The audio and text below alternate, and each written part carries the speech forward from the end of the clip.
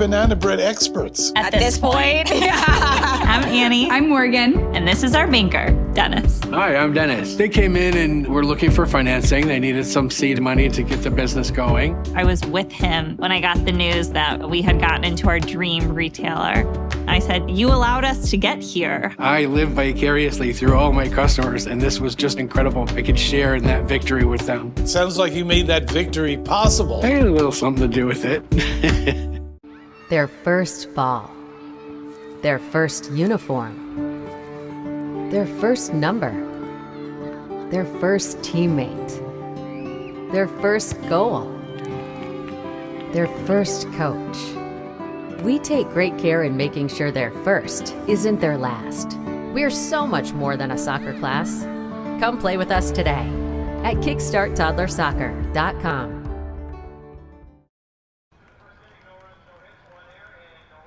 Watch this.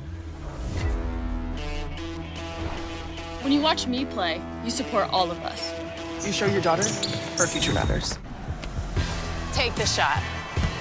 Drive, team up, win. When you watch me play, you prove we deserve more media coverage.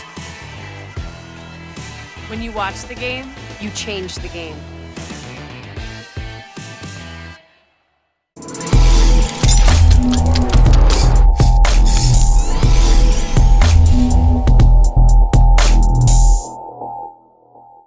Did you know that your garage door is the single biggest object on your home? So if you're looking to add some curb appeal, it's a perfect place to start. And right now, you can get 12 months same as cash. At Dover & Company, we carry the area's largest selections from top manufacturers. And don't forget to ask about our openers and accessories. We have it all, from battery backup, remotes, keypads, and OHD Anywhere that allows you to control and monitor your garage door from anywhere with your smartphone. Dover & Company, your hometown garage door company since 1936. At Dort Financial Credit Union, we believe in fulfilling our members' dreams and care deeply about supporting our community. Without amazing partners like Dort Financial Credit Union, we would not be able to do what we do. And that's truly the backbone of our organization, is having those partnerships and community relationships. From supporting community events to our employee volunteers, we are passionate about giving back to organizations that are important to you and helping make our community a great place to live, work, and play. Okay,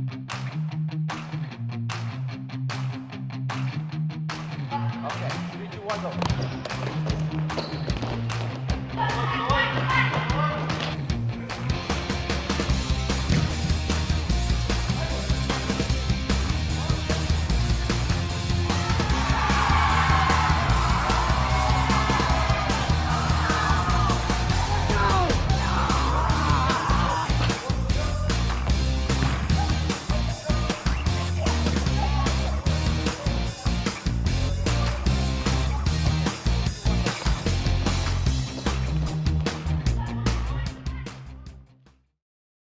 Welcome to Michigan Stars Elite Podcast provided by Michigan Soccer Network.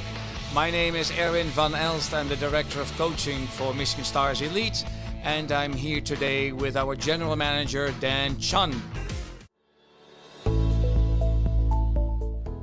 Granite City Food and Brewery has 2 Michigan locations in Troy and Northville. Serves made-from-scratch food, brews in-house beer, and even has brunch every Sunday from 9 a.m. to 2 p.m. To learn more about their daily specials or to book a private party, visit gcfb.com. Make sure you head over to Granite City in Northville at the corner of 7 Mile and Haggerty, or the Troy location at 16 Mile and I-75.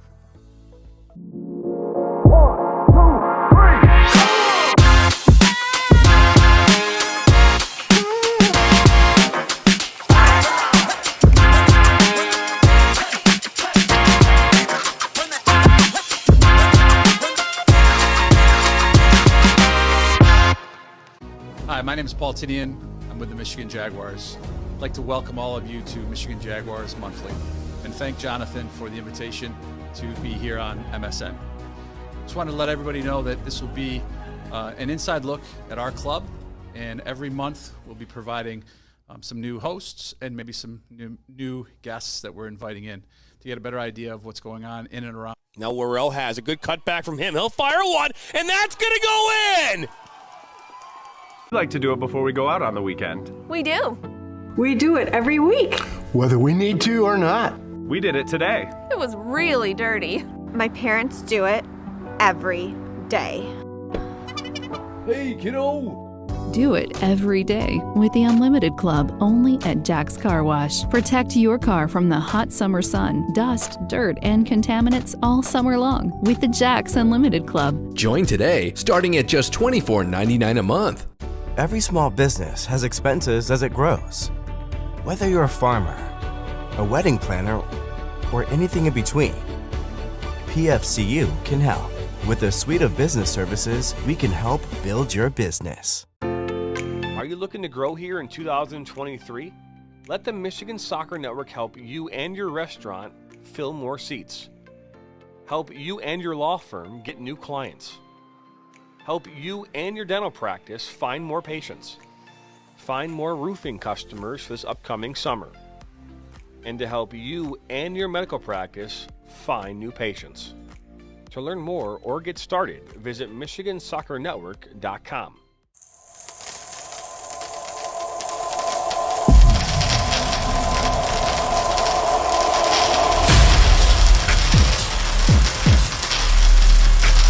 I'm a husband. I'm a father. I'm a sister. I'm a son. I'm a brother. I'm a daughter. I'm a sister. I'm a referee. I'm a referee. I am a referee. I'm a referee.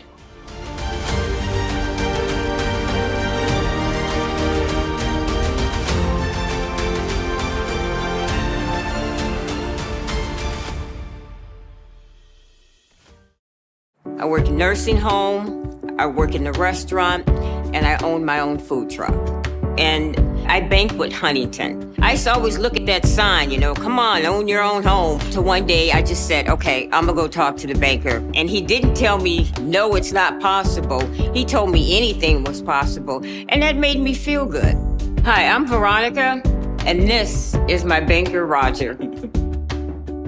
He's awesome. He's a good guy. Don't just burn calories, torch those little suckers. Base Camp Fitness Troy, opening up this March, will help you get maximum results in half the time. Our intensity intervals of cardio and strength training will supercharge your calorie burn, all in just 35 minutes. Make sure to lock in our founders rate and claim your 2-week risk-free trial by scanning the QR code on your screen. Base Camp Fitness Troy, located at 443 East Big Beaver Road in Troy, Michigan. Thank you for stopping by the Michigan Soccer Network. To not miss out on any of the action, all you have to do is simply hit the subscribe button, and that way you're notified every time we bring new content or go live. Thanks for stopping by. Back to Beatrial. He'll take a shot and he'll bear it! And then he'll fire it from Billows and it'll go in! One-on-one with Kudret. She'll put it off the post, saved by Kudret. Cut back from him. He'll fire one, and that's going to go in. And that's going to be fired. Valetta with a dot. Oh, she keeps fighting, looking for goal number 2. Cuts it inside, shot, and that goes in. Good work is this one by Henry. Oh, good save. Swain trying to bring it down. Rogers now will fire one, and that's going to go in. 280, that's missed. Oh, it's Stone! And the ball, and both goals so far. Will fire one, and that's a wonderful save. Going. He'll fire one now from distance, and that is it.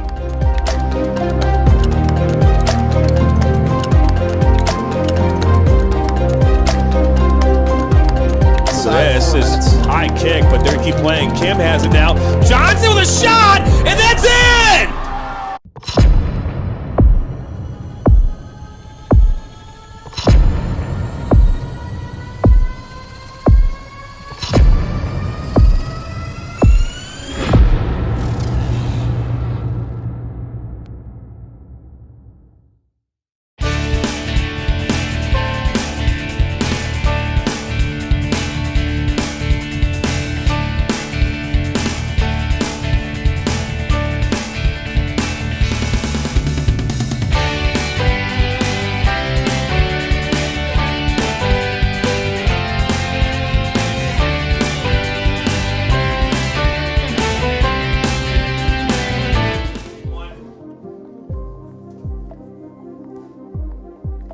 From Atwood Stadium in historic Flint, Michigan, time for USLW Great Lakes Division action here on a beautiful Memorial Day weekend Friday night.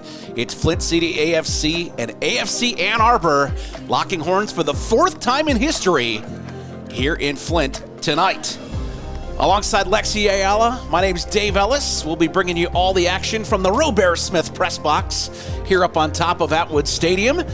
Lexi, these are two teams that are certainly familiar with each other, both starting in the league last year. They split their 2 games that they played in 2022. And one interesting note, the way that Flint's season developed, this is the only team that Flint City AFC actually has a winning record against all time with Ann Arbor, and I'm sure that the Mighty Oak would like to take care of that one tonight. Hey, it's no surprise that Flint City didn't have the season that they wanted last year, their first year as a team together. This is their 2nd year. They've had a coaching change, and it seems to be working, Dave. Well, let's take a look at these visitors from Washtenaw County, sitting 5th right now in the early days of the USLW Great Lakes standings at 1-1-1. So lost their first match of the season, of course, to Flint City in a 5-1 decision down there in Ann Arbor. Last time out did get a draw against Kalamazoo FC. And there's that loss to Flint City early in the year, giving up 5 goals in that game. That's the most Flint has ever scored in the history of the program. So certainly something that head coach Kevin Taylor would like to see corrected tonight as he puts his team onto the field. They're definitely a scrappy bunch, and they've got some spread out scoring down there. This is a team that you can't really depend on one side and one player to take it away. On the other side, it's Flint City, the home team here tonight. They've really turned it around from last year, won their opener, and then went on a long skid to finish in last in the division. But right now, out of the gate with 2 wins and 2 draws. They're currently with 8 points. They're in 2nd right now, but if you look at points per match, they're actually the best team so far in the Great Lakes division because the team above them has already played 1 more match. That exciting 2-2 draw last week with Detroit City here in Flint, ending with the fireworks. Most of the fireworks were during that 90 minutes. Yes. And we talked about that 5-1 win over Ann Arbor. Michelle Krisnick, boy, she's really turned this team around, and we'll talk about her as the match goes on. This is an exciting Flint team, and one that's really a lot different from last year. 100%. And head coach Michelle Krisnick is just excited about it, as the fans are, as we are here in the broadcast booth. She talked about that match against Detroit City and just how fun the energy was. She said it was fantastic. It was excellent. It was everything that you could have asked for. She felt like it was a postseason game rather than opening nights. Could you pick a better night? 72 degrees, no chance of rain. We're in for a great one from here at Atwood Stadium. We'll come back and talk more as we lead up toward kickoff. It's Flint City AFC and AFC Ann Arbor coming up here on the Michigan Soccer Network.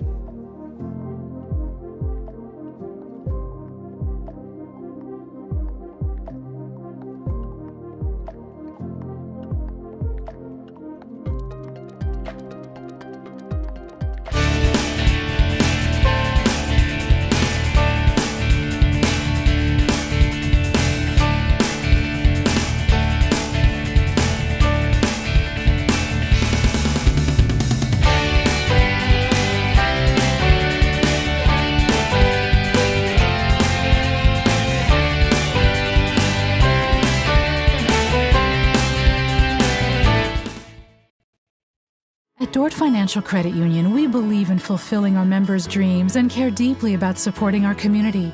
Without amazing partners like Dort Financial Credit Union, we would not be able to do what we do. And that's truly the backbone of our organization, is having those partnerships and community relationships.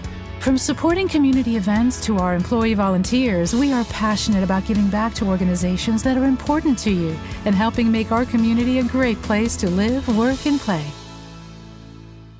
So you're banana bread experts. At this point. I'm Annie. I'm Morgan. And this is our banker, Dennis. Hi, I'm Dennis. They came in and were looking for financing. They needed some seed money to get the business going. I was with him when I got the news that we had gotten into our dream retailer. I said, you allowed us to get here. I live vicariously through all my customers, and this was just incredible. I could share in that victory with them. It sounds like you made that victory possible. I had a little something to do with it. Don't just burn calories, torch those little suckers. Base Camp Fitness Troy opening up this March will help you get maximum results in half the time.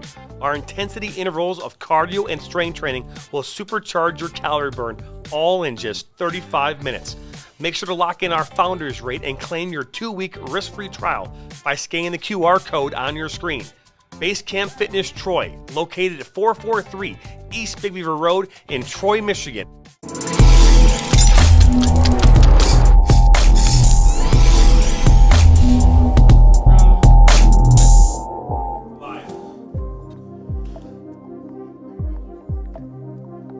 Back at historic Atwood Stadium, you're looking at Kevin Taylor, the new head coach of AFC Ann Arbor.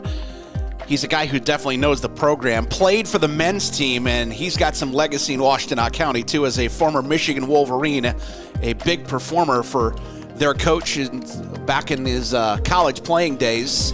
Doesn't like that -3 goal differential. He was a defender. He wants to bring that back up for sure. 100%. He talked about it. Head coach Kevin Taylor for Ann Arbor said that we were up in that game and we let them come back, gave up one late. He never wants to see that because that just comes down to concentration and fitness, and that's what they were lacking. Well, he's a guy that definitely wants his team to play intense because that's the way he played as a player, both as a pro and as a college guy. So we'll see that personality stepping onto the field for sure. On the other side, Michelle Krisnick taking over for the Flint City Bucks, and boy, what a turnaround she's made. She came in from the Michigan Hawks, and you know that pipeline is going to be something she's going to use as much as she can. And you look up and down this roster, it's definitely evident right now, Lexi. She's got a pipeline of some of the best players and the young players in the state of Michigan. Yeah, she gets to handpick each one. Krisnick, she's the director of coaching for the Michigan Hawks, one of the state's leading soccer club programs. So she just gets to have her choice with it, and all of her players seem to love playing for her. Yeah, you know, sometimes it's tough to get players this time of the year. Well, she's definitely found the right ones to get into the lineup, and they're performing well. Over 2 goals a game, like we said, sitting in second in the division, but with a game fewer that they've played. So once we get those even back up at points per game right now, Flint performing the best of anybody in the Great Lakes division. There are the standings.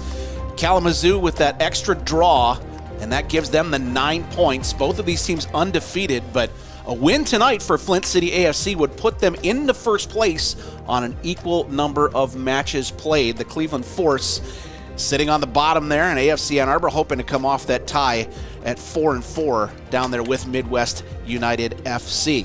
Take a quick break. We'll come back and start taking a look at what kind of players you're going to see tonight and who to keep an eye on here at Atwood Stadium.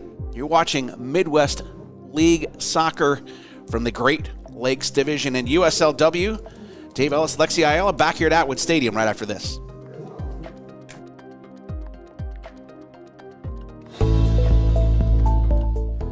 Granite City Food and Brewery has 2 Michigan locations in Troy and Northville. Serves made-from-scratch food, brews in-house beer, and even has brunch every Sunday from 9 a.m. to 2 p.m. To learn more about their daily specials or to book a private party, visit gcfb.com. Make sure you head over to Granite City in Northville at the corner of 7 Mile and Haggerty, or the Troy location at 16 Mile and I-75.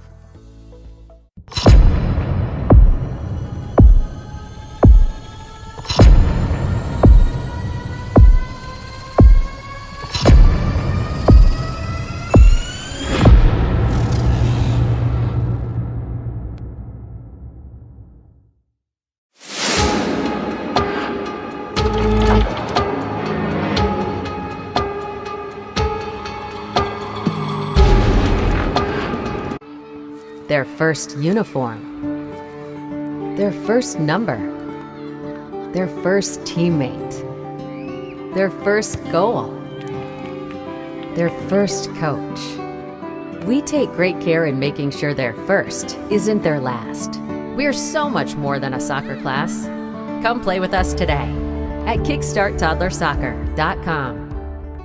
Thank you for stopping by the Michigan Soccer Network. To not miss out on any of the action, all you have to do is simply hit the subscribe button, and that way you're notified every time we bring new content or go live. Thanks for stopping by. Back here at Atwood Stadium, getting ready for tonight's USLW Great Lakes Division matchup between Flint City AFC and AFC Ann Arbor. She's Big Lexi Ayala. Woo-hoo! I'm Dave Ellis, ready to bring you all the action from here at the Robert Smith Press Box at historic Atwood Stadium. Let's take a look at some of the players that we're going to see here tonight, Lexi. Big name from each, starting with Ann Arbor. Now, you look at Sabrina McNeil with 2 goals leading them, but she's not the key out there. And Key actually plays in with Angeline Kie that she's where the attack is going to go. 100%, and it's all about Kie because you get the ball on her feet. She's the one who is the facilitator. She sets everything up on offense, and it was the goal scorer, Sabrina McNeil, who said that all she has to do is just stay in the vicinity of Kie, and she knows she's going to get it to her. Every time she did, she was able to score off of Kie. Well, we are looking forward on the other side to seeing Olivia Thomas making her Flint City AFC debut tonight. One of the most exciting prospects in the state of Michigan. A Michigan Hawks player, and she is one to watch for sure. Got a great future ahead of her in the college game because she's going to one of the most storied programs in Division I soccer in the entire country. Absolutely. That's North Carolina, and head coach Anson Dorrance had a lot to say about Olivia Thomas. He said that she's an extraordinary athlete. She's a goal-scoring forward with tremendous upside. Lots of good things about Thomas. Let's take a look at the starting 11 for the Mighty Oak of AFC Ann Arbor. Rebecca Prisvillo will be in the sticks as the keeper. There's the formation, what you're going to look at. They're going to kind of maybe move around a couple of those players in the midfield. McNeil and Akiror will drop back a little bit, so this may end up being more of a 4-2-3-1 instead of that 4-5-1 that you see there. But on the outside, Nimene and Modesto are definitely going to be players that want to get up and down the field. Kie in the middle, she's the one that will pull the strings, and Brooklyn Whitehead will be at the point of the attack. It's Doan and Wright that will be the center back pairing, and they definitely are very familiar with Michelle Krisnick and the Michigan Hawks back there because Hazel Wright actually played for the Hawks. Absolutely. I mean, there's tons of players on this Flint City team who have played for the Hawks, and it makes sense because Krisnick is the director of coaching there, but it's interesting because Ann Arbor has a good handful of players that played for the Hawks as well. Well, our poll is already up. You can start voting right now at Michigan Soccer Network to see who you think is going to win the match, and it's pretty overwhelming to Flint, 89% in the early going here.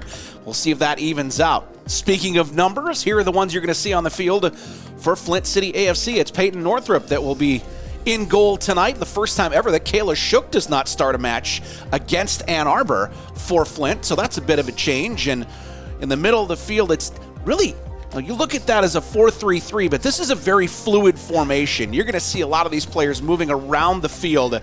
I'm really curious to watch that center back pairing back there of Bowman and McConnell and see if they can keep Northrop protected, and that will give them a chance to maybe build the attack from the back line. I'm excited about that too, Dave, but you did mention Shook is not starting in goal. It's Northrop tonight, but I'm excited about that. She's a commit to Ohio State, and she had the save of the week on 5/19. Well, we'll see if she's got 90 minutes and a chance to get some more back into there. We're approaching kickoff. It's not far away now. Back to Atwood Stadium after this. You're watching USLW Soccer on the Michigan Soccer Network.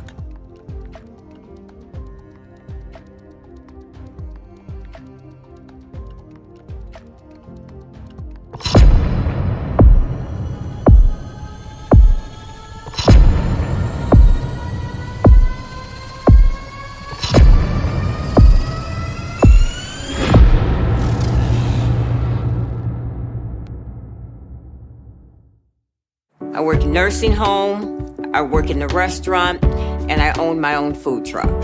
And I bank with Huntington. I used to always look at that sign, come on, own your own home. So one day I just said, okay, I'm gonna go talk to the banker. And he didn't tell me, no, it's not possible. He told me anything was possible. And that made me feel good. Hi, I'm Veronica, and this is my banker, Roger. He's awesome. He's a good guy. I'm a husband. I'm a father. I'm a sister. I'm a son. I'm a brother. I'm a daughter. I'm a sister. I'm a referee. I'm a referee. I am a referee. I'm a referee.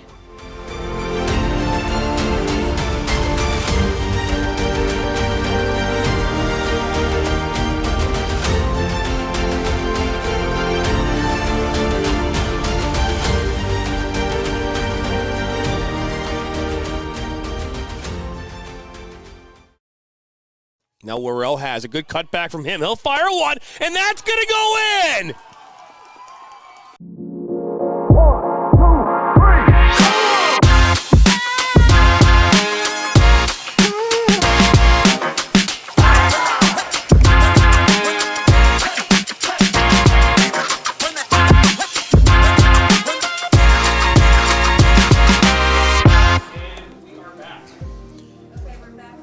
It's a Chamber of Commerce kind of night here in Genesee County as we kick off Memorial Day weekend in the Great Lakes State with a Great Lakes Division soccer match in USLW. AFC Ann Arbor in town to play Flint City AFC.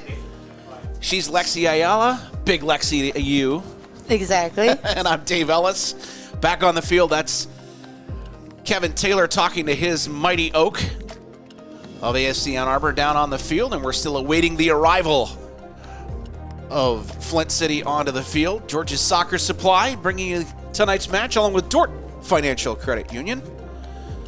And don't forget, you need to get a free flight by mentioning MSN at Granite City Brewery. That's going to help you out and get you some extra goodies there. And of course, Ollie helping us out here tonight. It's one of our main sponsors through the game Measure What Matters. Base Camp. They are doing a great job down on East Big Beaver Road in Troy. And don't forget to go to Commercial Graphics Incorporated for all your sports apparel around the Metro Detroit area.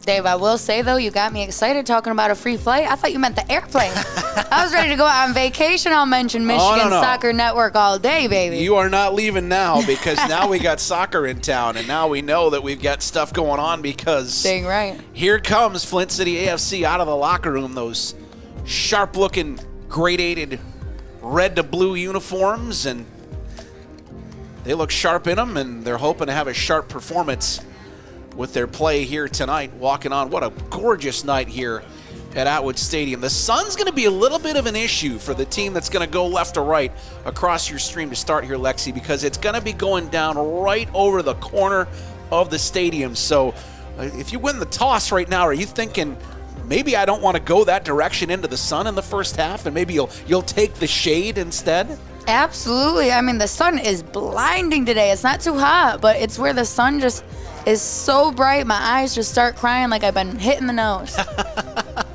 It's that time of year when it just hasn't made it far enough across the horizon that you can see the shadows that are coming down here over the walls at Atwood Stadium. It's a little higher here because you do have the 8-10 foot brick wall that are on the outside, so it'll cut it out a little bit quicker. But still, that's going to be a problem for the keepers. So Peyton Northrup and Becky Prisbilla will definitely have to keep an eye on those parts of their game here tonight. Still awaiting the walkout here as the coaches have got their last-minute instructions into the players, and they're lining up and getting ready to head for midfield. Your officiating crew is ready to go to the referee tonight. Christine Lindsay, the AR1 is Amy Willing and Megan Dastic on the other side. The fourth at the table is Caitlin Gerbach. So an all-female crew here tonight, and that is always great to see here at a USLW match. Woman power. Well, Kevin Taylor shaking hands with the coaching staff from Flint City down there. He's all by himself, so doing it all. He's filling the water bottles. He's putting out formations, and I'm not surprised if he didn't drive the bus on the way up here, too. A guy who's going to do it all on the road for Ann Arbor. And They are looking for their first road win of the season. And those are always important. If you're going to make a run in this league, you have to be able to win away from home. So a good test for AFC Ann Arbor here tonight. Absolutely. And Ann Arbor's head coach, Kevin Taylor, talked about not necessarily 100% focusing on just getting a win on the road. Right now, it's more about getting points. It's hard to continue to stay and keep pace when you get a 0, but as long as they're getting points, they feel good. I always like to look at the walkout, Lexi, and see what kind of size differential we've got out there. And there's not a ton. There's some tall players on both sides. I might give a little bit of the height advantage to Flint, but not by much here. Hey, it's not basketball height, but these soccer girls still got a little height to them. Love to see it.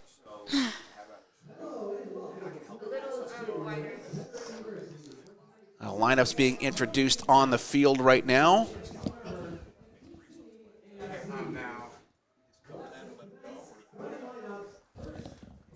So let's listen in here. Your starting lineups for tonight.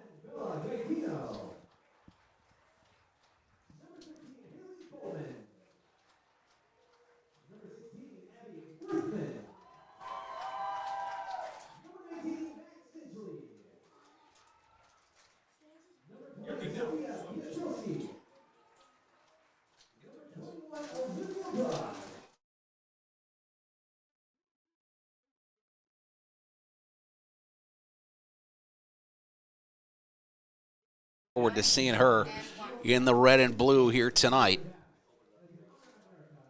as we await a very important national anthem on Memorial Day weekend.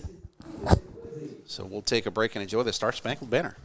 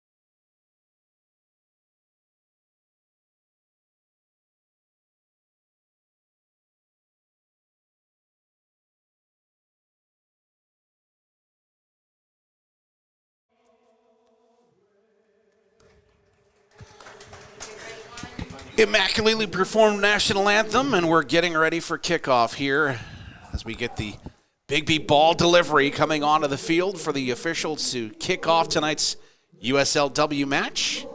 Kids will bring that out to our head official, Christine Lindsay. She'll get a chance to put that onto the spot and get us going. They're so cute, hand in hand with the ball together. Aw. I'm still thinking about the national anthem, though. That was quite the performance. I'm a traditionalist. I love the traditional versions of it, and that was very right by the book. Yeah. Love that. You know, that's my biggest wish, Dave. What's that? I wish I was a singer, actually. Well, we're going to use your voice in a different way tonight. It's something at least. It's something. I'm tone deaf when it comes to singing, but 13 votes in on our poll, and right now 77% of you saying that Flint's going to be your winner. Just 23% for Ann Arbor as the teams shake hands out there. all right, a few more votes in for Ann Arbor then. 13 before the match even starts is a good turnout, so we'll see what kind of number we can get to here tonight. Coin flip on the way, and we'll try to determine what happens here as Christine Lindsay is showing the captains the coin she's going to use. Gaetino and Prisbillo will serve as the captains for Flint, and it's Tracy Akiror for Ann Arbor. She'll make the call.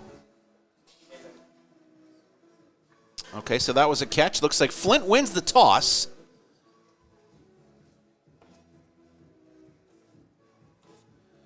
And if you're on our YouTube channel, you can make that vote for who you think is going to win the match tonight, as Akira will go back over to get the pregame photo with AFC Ann Arbor, and Prisbillo and Gaetino will report to their teammates out in the huddle. Isabella Gaetino just really ripping things up, and I'm sure this Ann Arbor squad that you're looking at right now is definitely that's the focus. They got to find a way to shut down number 10 for Flint, as we're live on Facebook, YouTube, Twitter, and Twitch right now. For all those votes ready to go, Alexi, it's about ready to get going here. How quick a start do you think you'll see from these teams? Is this more of a let's settle into the match a little bit, or is somebody going to come out and try to grab this match by the horns right away? I think typically it takes a few minutes to feel each other out and set the pace, set the tone, but these two teams have already played each other this season, and Flint had an outstanding day against Ann Arbor. I think that Flint's going to come out on fire, ready to show Ann Arbor who's boss and prove to them that that wasn't a fluke, that 5-1 win earlier on. Well, we'll be Flint AFC that will kick us off here after Ann Arbor hits it back in the middle of the field, as we get ready for kickoff here at historic Atwood Stadium. When they met here last season, was the first match ever for Flint City AFC. They came over with a 4-1 win in that game, and that was notable for the debut of Chloe Ricketts from AFC Ann Arbor, who's now at 15, one of the pro players in the country. She will not be available for AFC Ann Arbor anytime soon because her career is just taking off right now. Actually, a 4-2 match in that one. She did score, and it was impressive to both of us then, and why wouldn't it be now? Was so cool, too, because the head coach last year told us that Chloe Ricketts, he might get her in, he might not, we'll see. And she comes in ready to go. Well, we're ready to go, too. It's Flint City AFC with the ball to begin. What is cool, though, too, Dave, is that Detroit City FC had a 14-year-old on their team as well. So up-and-coming players getting younger and younger here. Possession starting with Haley Bowen on the far side of the field. They'll get it to Piotrowski into the middle of the park, and Olivia Rush there to get an early touch.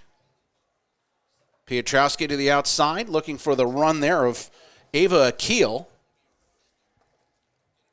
Akil will try to switch play back to the middle. Gaetino got a foot to it. It popped up in the air. Gaetino will let that one go one more time and then get it back. Flint City establishing in the offensive end. That one in all the way to the keeper, and Brooklyn Whitehead will take care of that without much of an issue. Gaetino, though, already doing a good job at ducking and dipping, getting under and behind the defense. That time it was Akror where she almost could have found an opportunity. They decided to be patient with it, bring it back, and a little miscommunication sends it the other way. Brooklyn Whitehead trying to hold things up for Ann Arbor at the front. And she will look for the run over there of Nimine. A little too far for her, and looks like the flag is up for offside, and that will be a restart coming to Flint. Just underway here at Atwood Stadium here in the second minute.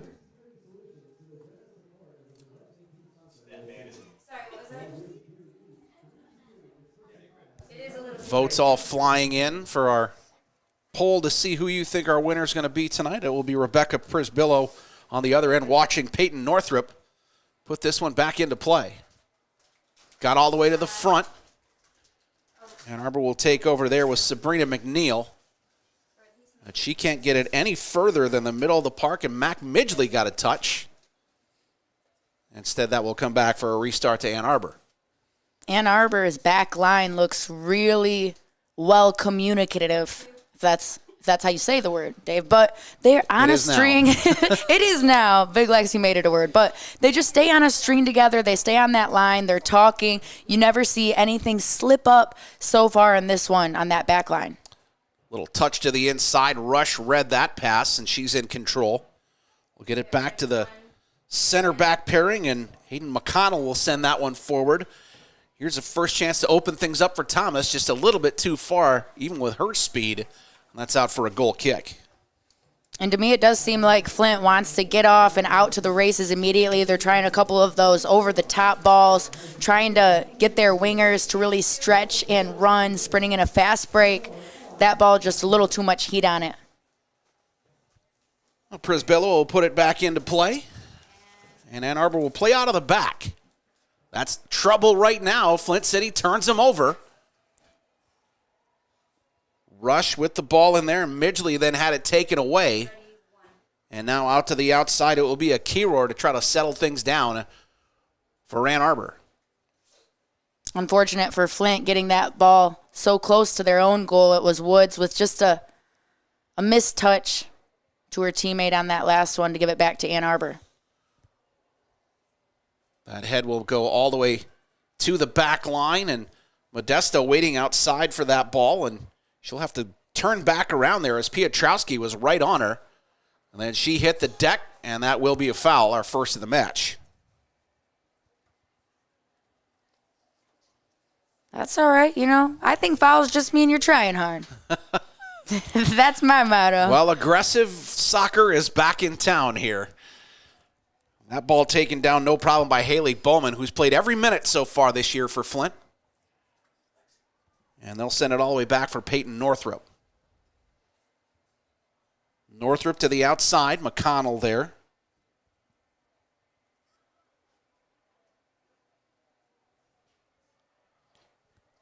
We'll have a special guest joining us here in the booth in the first half. Ryan Shaw from Podiumware.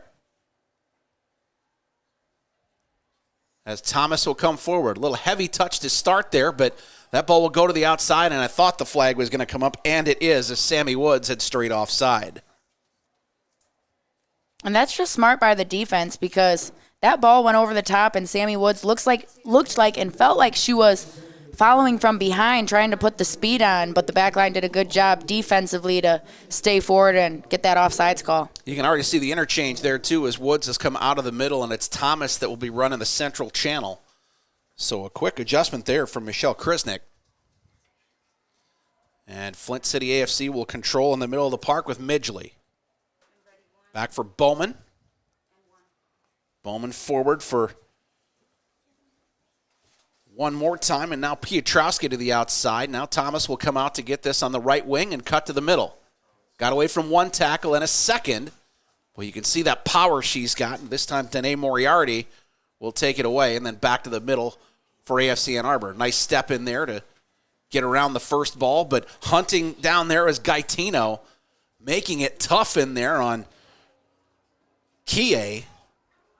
That ball rolls to the back. A little confusion on the back line for Flint City, but eventually it's cleared away by Midgley, and that ball out into touch.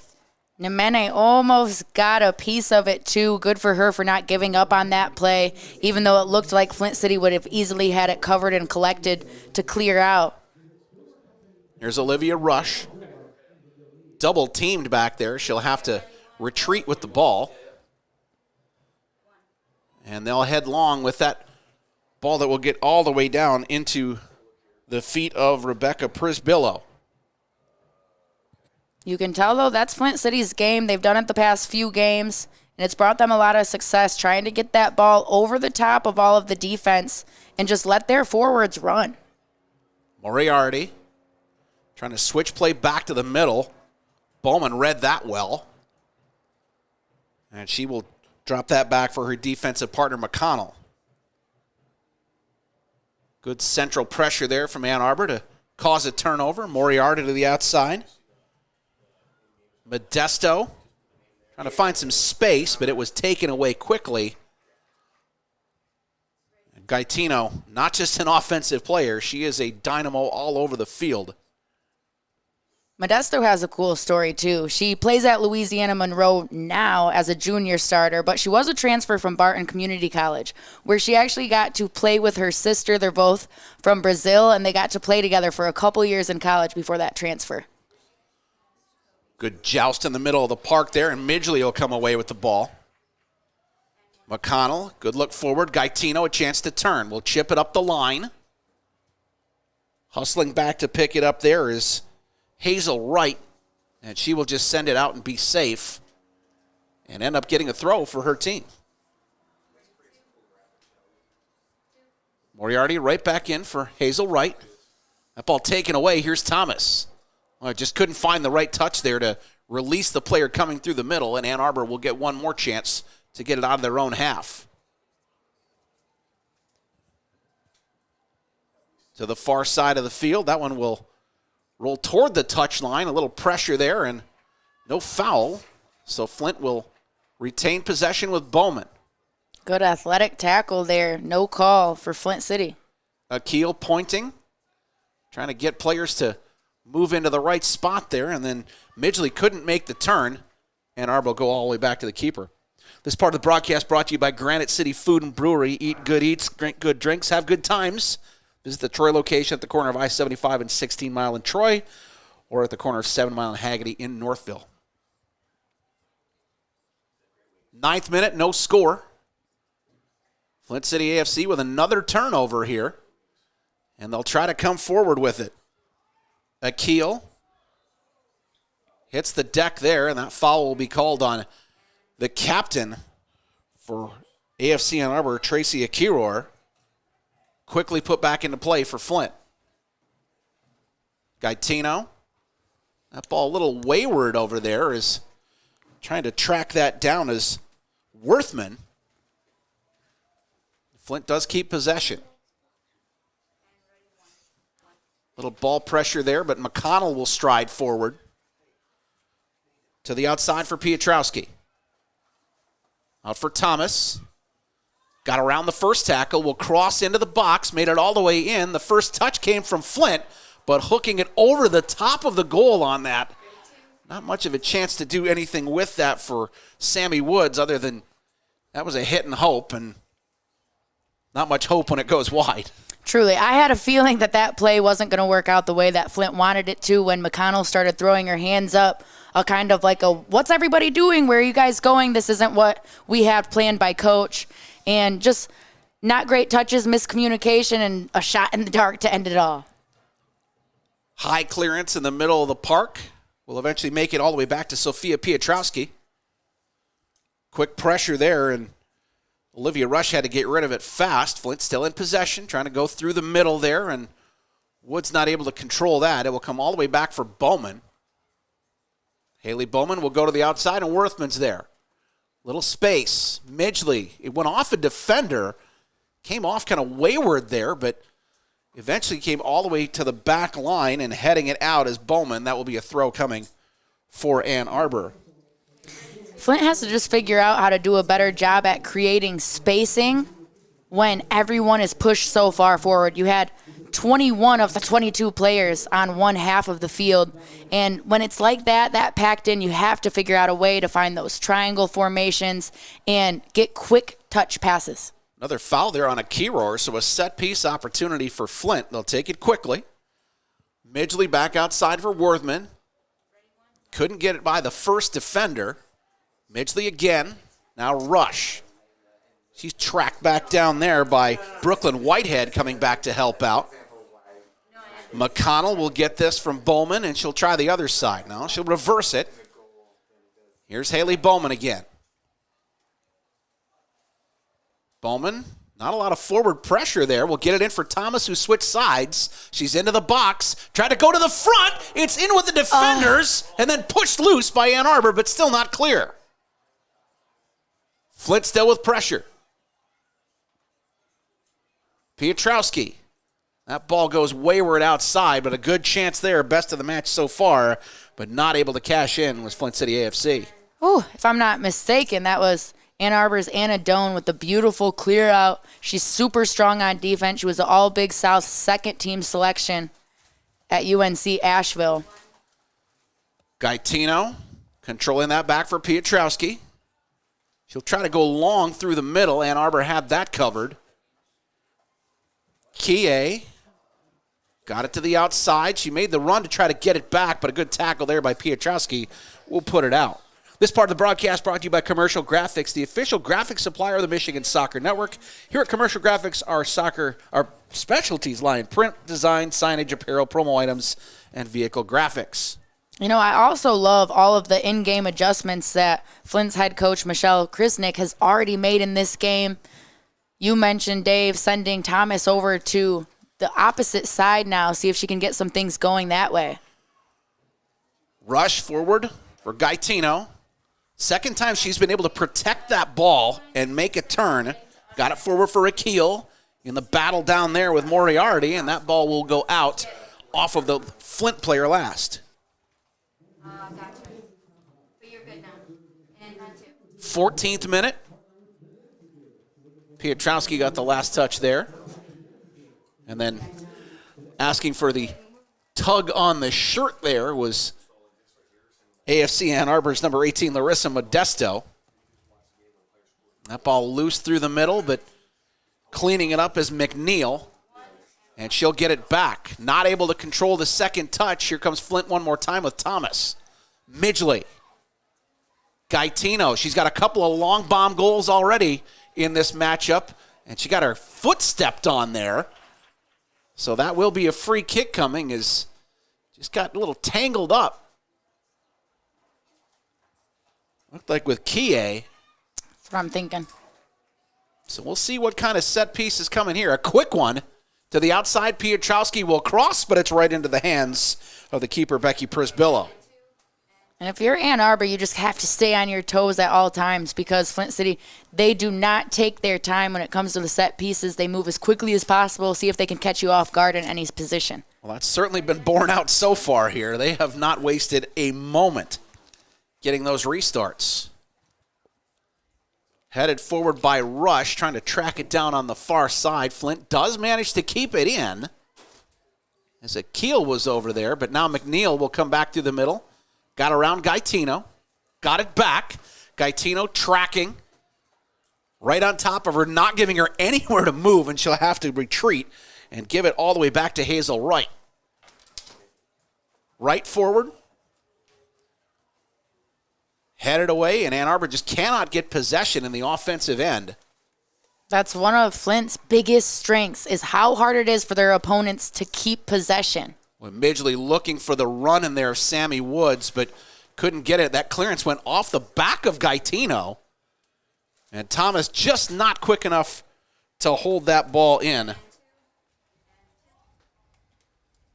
This game's full highlights will be available tomorrow morning on the Michigan Soccer Network's YouTube channel. I can't wait. It's going to be beautiful. Ann Arbor still trying to settle that ball down, having a little trouble with the turf hop here as Keyror will try to push it to the outside. Well read over there by Abby Worthman. Here's Woods. Nowhere to go, has to turn all the way back. And now Rush to the outside. And Flint City will try switching it back toward the middle, all the way over for the center back, McConnell. McConnell through the middle, headed on. That is onside, but the kick is over the top of the goal. for a goal kick. Well, joining us up in the booth now, one of our Flint uniform partners from Podium Wear, Brian Shaw. Brian, nice to see you. Thank you. I'm Dave. That's Lexi. Hi, Dave. Good to have you around here. Yeah, thank you very much. What was your impetus to get involved with Flint City and be part of the soccer landscape here in Genesee County? Just a new direction for Podium Wear. Wanted to partner with some top USL W League and League Two teams, and Flint City's about as good as it gets. So we're lucky to be working with them. Well, we couldn't have a nicer night to have you out here tonight. So thanks for bringing the weather. We appreciate that. Tell us about Podium Wear and what you guys do. We're a designer and manufacturer of custom sublimated soccer uniform kits and apparel, and we make them all in St. Paul. So we're a made in the USA company. Great looking stuff out there, and thank you. We really enjoy that. The grade-aided uniforms never used to be something you could see in a lot of teams, and it seems like that's really become a hot item in the last couple of years for a lot of these lower-level teams, because now they can do it with people like you helping out. Yeah, I mean, we make it all in America, but it's fun to design something that's completely unique. For teams to have their own look that's a lot different than anyone else. Well, foul in there, and AFC Ann Arbor with probably their best attack of the match, but not able to cash that in. So I have to ask you, Brian, who comes up with the designs, the sweet designs? What makes it look so cool? Who's the mastermind behind that? Yeah, thank you. We try to work with, the point people of the clubs and build in their traditions, their themes, and so it's a collaborative effort. We have a great design staff that does an amazing job, but we take the input.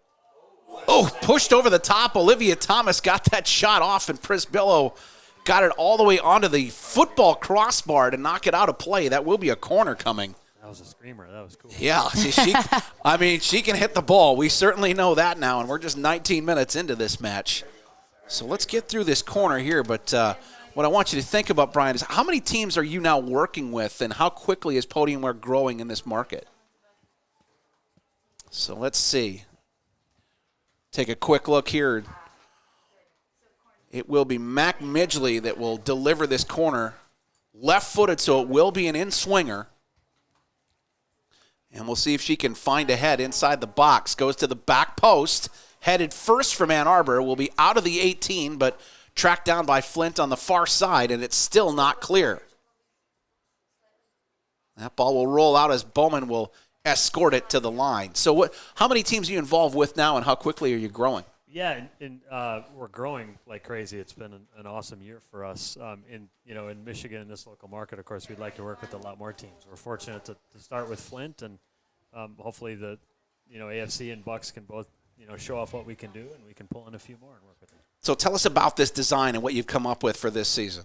Yeah, this is Costa and Dan were obviously influential in kind of directing us in the design. I know they're the Barcelona colors or something that they have brought to Flint City that's important to them. And so we try to stay with the main color themes, but just do something that's totally unique and totally different. So it just kind of came about organically, working through a few different versions.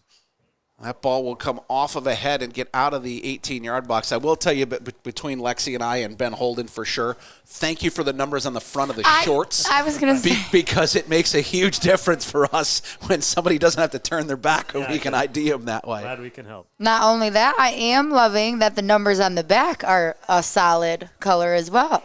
That helps us out tons. Yeah, they have a cool font with some lines across them, just again another unique design that our guys come up with.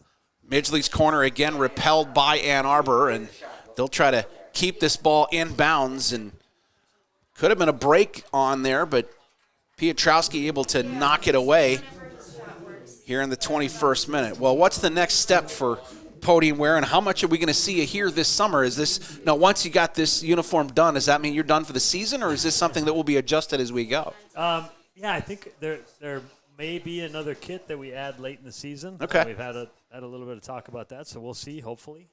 We have some ideas kicking around. And then, we hope to work with Flint again next year. Hopefully Costa and Dan will have us back, and we can do a whole new design. Yeah, there's been a history here of those auction items that are really hot sellers. So we're looking forward to see what you can come up with there for sure. I look forward to it. Personally, my favorite color is pink, so I would love the pink jersey. You can get that approved with Dan and Costa. We're all Breast cancer awareness game. We're gonna get on them about it for sure. Brian, thanks a lot. Brian Shaw from Podiumwear, the jersey provider for Flint City Bucks and Flint City AFC this year. Appreciate you coming up to join us in the box here tonight. Thanks for having Thank me. you. I enjoyed it. Thank you.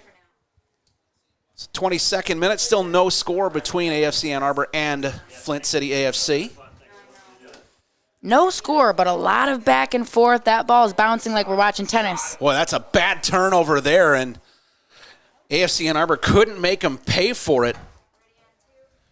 Great chance there on the inside for Brooklyn Whitehead, and she got a lot of that ball, just couldn't keep it on frame. And I'm sure Peyton Northrup is very relieved that was the case. Truly. Peyton Northrup, she jumped with all her might as high as she could, and there was no chance of it touching her fingertips, but thankfully it was too high for a goal anyway. Flint coming forward now with Ava Akil trying to run that one down. No foul. Oh, now it will be called from the middle. Wasn't called by the AR that was standing right there. The center referee made that call.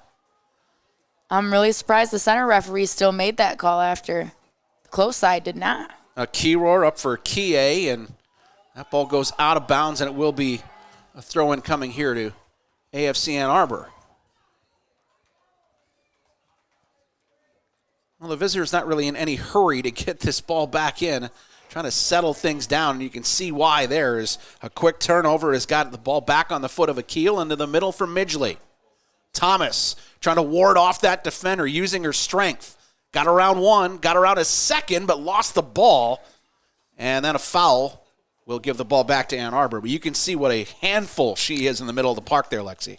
Truly, Thomas uses her body so well, sealing the defense on her back and pinning them there, keeping them there. If she just sharpens up that ball handling just a little bit, my goodness, how lethal she could be. I can tell you this, the field that she will play on at North Carolina is one of the most pristine pitches I have ever seen.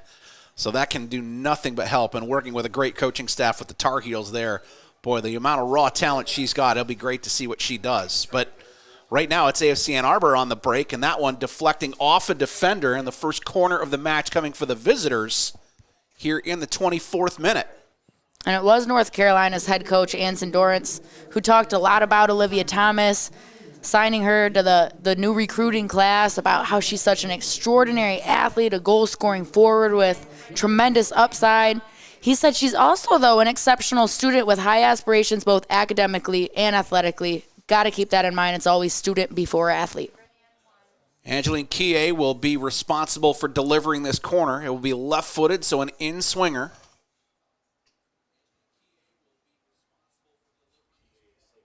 Kie's delivery will go right to the back post. Went over everybody. Hazel Wright trying to track it down there.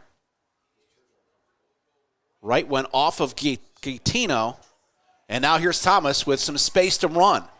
Not a lot of help up there. She'll have to do it herself, and look at her open up the Jets. Olivia Thomas up the right wing. Boy, if somebody was running on, that would have been a great cross, but she had nobody with her. It's just out for a goal kick. Wow, I'm wondering if Thomas thought that she had someone running with her, a teammate, to get that cross to, because Thomas, she had the speed and she still had spacing at the time that she decided to hit that cross. She could have kept going a few more steps and got a shot off for herself. You would have had to be on a rocket sled to get to that ball. Yeah. 26th minute. Prisbillo to put it back into play. Tough, a missed opportunity there on a fast break for Flint City. If I was Olivia Thomas, I would be yelling at my teammates, you need to run with me. Tough bounce there. It will be Ann Arbor taking the ball over on the left-hand channel. Good defense there to initially stop Modesto, but Kie will track it down in the corner. Left-footed cross will fly over everybody, and then just to be safe, Flint City AFC has to nod that one out and surrender the corner one more time, as Worthman just didn't want to take any chances. This part of the broadcast brought to you by FC Barcelona Camp, coming this July 3rd through July 7th to the Legacy Sports Center in Brighton, Michigan. To register, you can go to camps.fcbarcelona.us. Use the promo code FCBMSN. You can save $30 off registration. And if this is your first time stopping by, all we ask is that you click subscribe, like, share, and follow us on all socials. Corner on the way is too deep, and we'll go on to the top of the net, so a goal kick coming for Flint City AFC. Peyton Northrup has not been too busy so far. The only time she has touched the ball are these goal kicks, other than that one scramble right on top of the box about 6 minutes ago, as we still sit at no score here in the 27th minute at Atwood Stadium. Big Lexi Ayala, Dave Ellis along with you. We'll both be back on the show tomorrow. Shabuya. It is a soccer-type weekend here at Atwood Stadium, and we're looking forward to it. Got more fireworks on the way. Well, it's always fireworks when you're in the box. So. Oh, that's a good one. I'm not good at, being cheeky and throwing off good stuff like that. Now, huh? All right. That's a soccer term. Piotrowski forward for Thomas. She's onside. Got around a defender, centered it to the middle of the box, and there's your opening goal. Mac Midgley making the run. Flint City AFC in the lead in the 28th minute. Thomas, if you're not looking at her as a scoring threat, you better be watching out for her as a facilitating threat. She does a really good job at keeping her eyes up, and her placement is tremendous. You can see Thomas has those eyes locked on Midgley, finds her perfectly, and you couldn't have asked for a better play from Flint City. Well, right to the penalty spot. That's a great place to put it. Midgley with her first goal of the season in her second appearance. She'd only played once in that third match of the year, which was also a win, that 2-1 recovery from being down 1-0 at Midwest United. And Midgley been very active already tonight. Thomas definitely with the assist there. And Thomas with the assist. Something pretty crazy about her too, but you do hear kind of often in the soccer community that this is her first year actually playing with her high school team. As a senior, she played club all year round for the Michigan Hawks before now. Chance to move forward for AFC Ann Arbor, middle of the park. McNeil couldn't get that one to settle. And Aiden McConnell will try to calm things down. Worthman went off of the attacker there as Ann Arbor tried to press. And a throw coming up here for Flint City. I like seeing that Flint City doesn't get afraid when Ann Arbor's up trying to press. They continue to stay calm with the patience, looking for their teammates. Well, got the turnover there, and Ann Arbor will send it back the other way. The center backs, good communication there, and Northrup will pick that up. And a little less pressure forward now, so Flint City AFC can control and move toward the center line. Worthman, tight quarters for Midgley, but she made a nice turn there. Tried to release Woods, but well defended there by AFC Ann Arbor, and they can start back the other direction. Quick touch there from Brooklyn Whitehead. As we hit the 30th minute. Here's Kie. Good ball looking forward for Whitehead. It was Bowman that got a foot to that to repel it. Keyror. Dangerous pass going back there, and the pressure from Woods almost resulted in another turnover. Woods just about had the steal and was off for a fast break opportunity. But good for Ann Arbor to make sure if you lose that ball, the immediate thing that you're doing is trying to get it back. You can see that AFC Ann Arbor is watching Flint City hunt in packs now, and they will try to release up the wing. Good ball from Modesto. She's inside the 18. No real help there. Whitehead thought about the shot. Will drop it back instead, and a Keyror will reset. Lost the ball off of her foot. Woods, good touch there. Midgley has a runner. Boy, Prisbillo read that very well and came out to sweep it away. McNeil almost turned it over. She'll get it back with a little more space this time. And the leading scorer for AFC Ann Arbor will back foot that one for Modesto. The ball will roll out, and it'll be a Flint City AFC throw. 31st minute, the goal came from Mac Midgley off a great assist from Olivia Thomas, who's trying to hold that ball up now. Got around one defender, but couldn't keep the ball in bounds. And you can see already the double teams might be a little more common right now on Thomas to keep her from getting that turn and burn down. Absolutely, and it's tough for Thomas because you can tell she wants to keep that pin, turn, and go. But when that second one comes, she's got to be able to get those eyes up how she did with her assist and find a teammate. A key roar off a defender, and the throw will move a little further up the line here. Tanae Moriarty up the line, not able to find a teammate there, and Kie looking for the scorpion kick there for a second, but a little far away from the net to have that be effective. Kie is a name that we've called many times during this broadcast. She's all over the place. McConnell with the big switch there for Abby Worthman. Had her eyes up, and she will come all the way back to the far side for Piotrowski. McConnell with space. Directing traffic from the midfield stripe. Didn't like what she saw, so we'll go all the way back to Northrop and see if she can spread out that Ann Arbor press a little bit. McConnell, a natural leader on this team. She's a big communicator. She was all Big Ten tournament team as a junior at Wisconsin. Anna Doan got fouled there on that header. So a restart coming for the Washtenaw County crew here in the 33rd minute.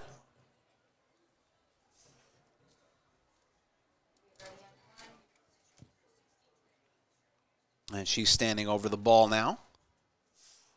About 13 yards off the midfield stripe here at historic Atwood Stadium, and gives it right to Woods. Sammy Woods working in the middle of the park. Had to slow down, got it outside for Thomas. She's onside. It went right to Prisbillo. She knocked it down, and she'll pick it up.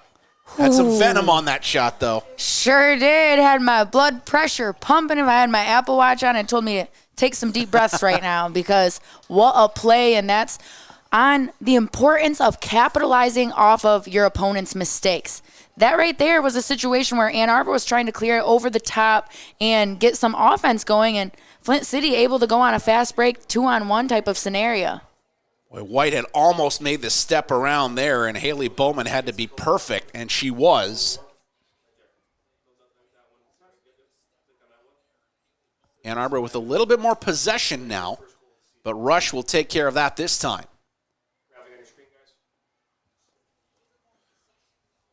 Mac Midgley's first goal of the year is the only scoring we've had so far. Sammy Woods trying to adjust to that.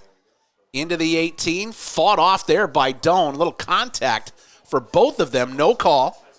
Woods will scoop it back over. Back post, Thomas was there and was onside, but couldn't control the ball, and it's out for a goal kick. To me, it really feels like the chemistry has grown and grown throughout the duration of this game. A little bit of miscommunication on touches or where players are going to go in the beginning. And now we're seeing a lot more opportunities and threats. Well, you can see the width there really helping out Thomas. The wider that Flint can play, it's going to be harder for those central defenders to track her. As Prisbillo will put it back in just inside the center circle. Whitehead with the knockdown.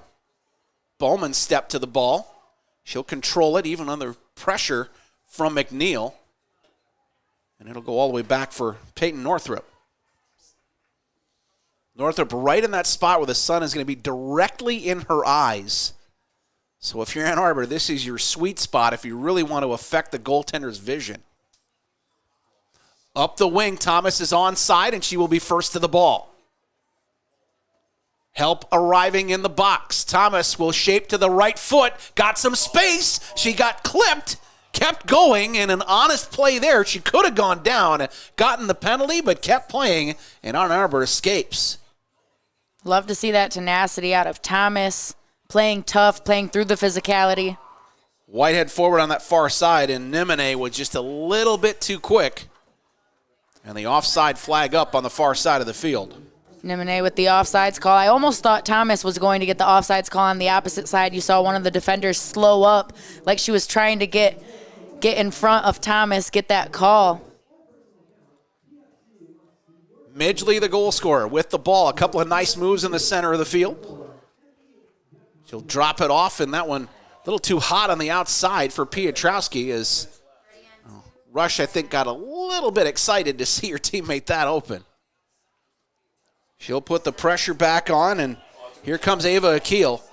Got it forward, but Thomas had Gone just beyond the back line. That's her third offside, but that really tells you how much danger she's giving that back line right now for Ann Arbor. They have to be aware of her at every moment. Absolutely. I don't think Coach Krisnick is going to care or be upset about 3 offsides from Thomas in the first half. She's being aggressive, and that's what matters most. Midgley to settle. Gaetino couldn't get that ball back from Woods. And Whitehead will give chase on this one. Northrop didn't know if she wanted to come for it or not. She does give it away, and then a long ball will go over the top and in. No way! Wow! Northrop trying to make the correct play, comes out, gets a piece of it, and on the clear out, pretty much assists Kie. Angeline Kie from 40-plus yards. Wow. The power of Kie, and she's posing for the camera, getting the pictures, getting the flicks. Kie, I love her flamboyancy, the swag that she plays with, and how she celebrates herself after such an outstanding shot. Well, in the 38th minute, our vote had actually reached to 73% thought that Flint was going to go on to win this match. I think the numbers might be adjusting a little bit, as we are 1-1 here in the 38th minute. Northrop just got to be kicking herself in the booty right there, knowing that she was hesitant on coming out to clear that one away anyway, and when she did, it becomes an assist to Ann Arbor. Gaetino wanted the shot there, didn't get enough of it, popped it up in the air, and Prisbillo says thank you very much, with Woods coming in lurking. Prisbillo pulling that one down with her hands after just seeing the disaster on Northrop's end. Yeah, you learn from what happens at the other end of the field, right? Exactly. Kie with the knockdown. Nimine got it back to her. It's Kie up the right-hand channel. Little step over, and it had to be pushed over the top. Good save there from Northrop. And that's right where that sun was in her eyes, and she had to reach with the right hand over the top to push that ball over the bar. That was really dangerous. Great save by Northrop, making up for her last play. But Kie, again, she was the one with the shot off this time, just off the mark, but you can see her confidence is growing. She's feeling good about it. McNeil to deliver this corner. Will go right to the penalty spot. It hit an Ann Arbor head first, and will be chipped all the way over the top. I think that's not quite out yet. It looked like it was going to go out. And McNeil trying to track that one down will be a deep throw. Boy, 3 corners from that corner, Lexi, and a different player has taken the corner each time. You can't really adjust if you're the Flint City AFC back line because you don't have any book on what happened the last time that's going to be effective. It keeps changing every time now. Both teams doing little things to keep the other team on their toes and thinking twice. Never can get comfortable when you're playing either Flint City or Ann Arbor. Little too far over there for Midgley, but Ann Arbor not able to keep it in. And finally, Flint City AFC will find some space out there after being pinned into their own end. McConnell wants movement. She'll send it forward. Thomas, that one over the top. She got around the defender, but it got to the goalkeeper first. Gosh, Thomas is just so fun to watch. Anytime the ball is near her feet, you feel like something big could happen, an opportunity at any moment. And you really feel the same way with Kie. Down to tie her shoe right there. And I'm sure that Kevin Taylor would be willing to go over and start pulling on laces to slow her down a little bit. Coming up on the halftime report presented by Ollie Live, we'll give you the scoring summary and show you some of the action from here in the first half, and it is really starting to pick up here at Atwood Stadium.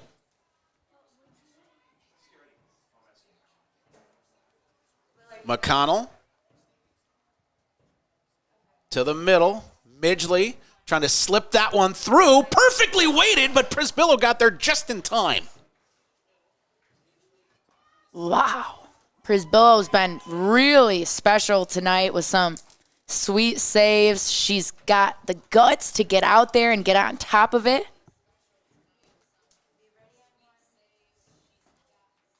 McConnell has been the traffic conductor out there the last couple attacks. Dropping deep for that one is Akil. It's McConnell again. She'll try to switch the point of attack. Ann Arbor wise to that. Worthman preventing a break, and she'll turn it back the other direction. Woods trying to turn, got it back for Worthman. Now Midgley to the outside. Good touch there into the box. Had to be repelled by Ann Arbor. It's still not clear yet. Hopped up in the air. A high foot there. It's Woods one more time trying to get to it. And eventually it's Nimine coming back to hopefully relieve the pressure for her teammates. That high foot almost hit Woods in the face. A chance in the middle there after the turnover, too, and Akil not able to keep that down. So here in the 42nd minute, we stay at 1-1. Really tense there in that possession, a lot going on. Rebecca Prisbilo in the goal looked very calm. She found her footing in this game. She's feeling good with a few saves under her belt. She's a junior at Eastern Michigan right now, and she saved 69.7% of the shots that she faced her junior season. We're almost 900 in attendance here, and you know those numbers are just going to keep going up with the beautiful night that we've got going here on Memorial Day weekend. Akil couldn't keep that one in as she got the last touch with Kie bearing down on her. Kevin Taylor trying to orchestrate a little more calm from his AFC Ann Arbor team. Here's a Kiror. The captain, Tracy Akiror. Good look to the outside. Will complete that ball, and Ann Arbor maybe building a little bit now. Here's McNeil. Trying to switch to the far side. Kie's on the run over there. That 50-50 joust. Kie went down, still has not gotten up yet. Her teammate Larissa Modesto trying to track it down, and now it's outside and given away. Long ball through the middle, and that one from Akil, not able to find any teammates. Now Midgley with it. That second hop has been a tough one to adjust to for both of these teams. Kie was still offside there, had to come back and could not play that ball. Good to see Kie back up, jogging it off. Sophia Piotrowski up the ring for Ava Akil, looking for Thomas in the right-hand channel. Working 1v1. Thomas, edge of the 18, got around one, but not the second, and that one will go out for a corner. Good, clean tackle there. And that's by Ann Arbor's number 17, Danae Moriarty. It will be Mac Midgley once again to take the corner. A short corner available here in the 45th minute.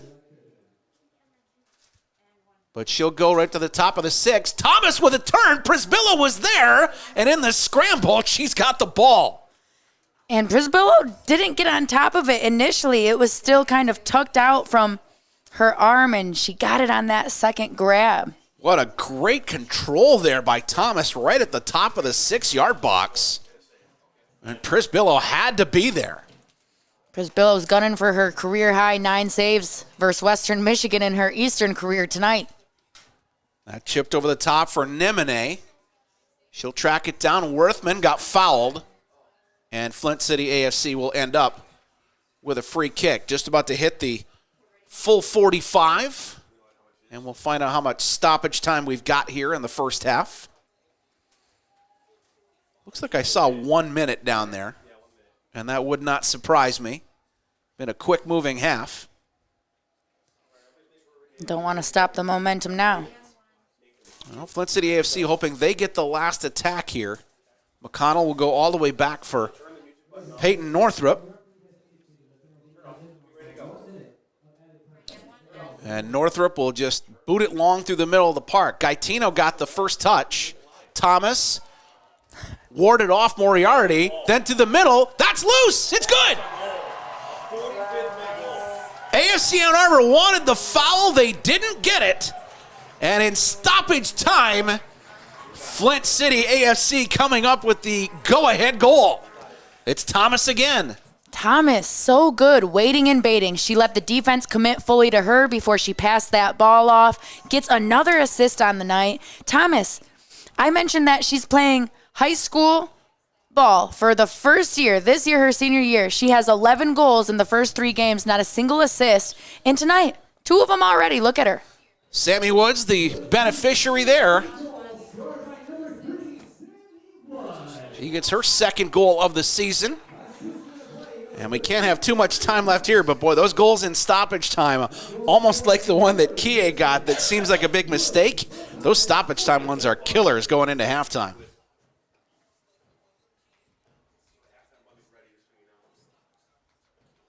Referee checking her watch one more time down there. And here comes the whistle. So after 45 minutes, well, that was an entertaining half, wasn't it, Lexi? Beyond. I'm cheesing ear to ear right now. This is a blast. Mac Midgley with the goal to open things up for Flint City AFC. Drawing even for Ann Arbor, that long distance effort from Angeline Kie. But in stoppage time, it's Sammy Woods that has the home team up 2-1 at the break. Back to talk about that first half after this quick timeout from Atwood Stadium. We're watching USL W League Soccer from here in Flint. Back after this. Don't just burn calories, torch those little suckers. Base Camp Fitness Troy opening up this March will help you get maximum results in half the time. Our intensity intervals of cardio and strength training will supercharge your calorie burn all in just 35 minutes. Make sure to lock in our founders rate and claim your 2-week risk-free trial by scanning the QR code on your screen. Base Camp Fitness Troy, located at 443 East Big Beaver Road in Troy, Michigan.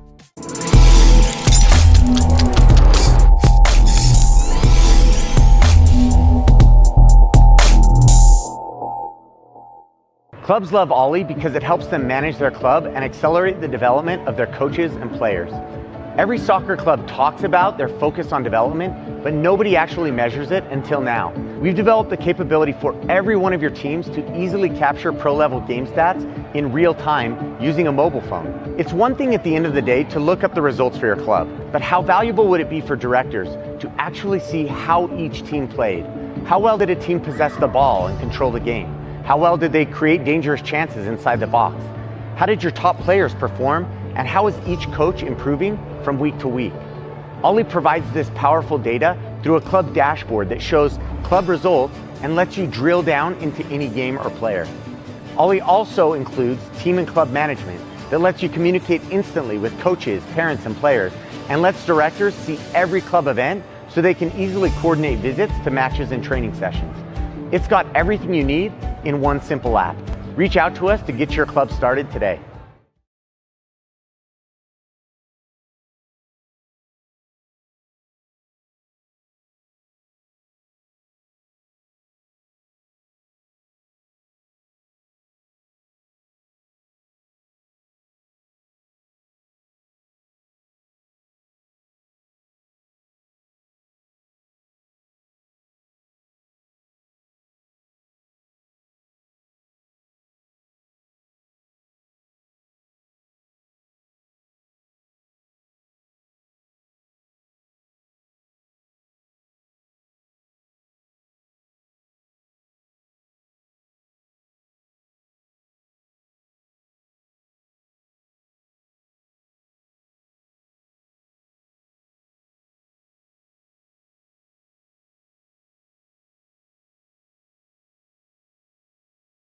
Every small business has expenses as it grows.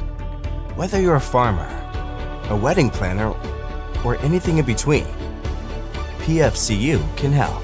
With a suite of business services, we can help build your business.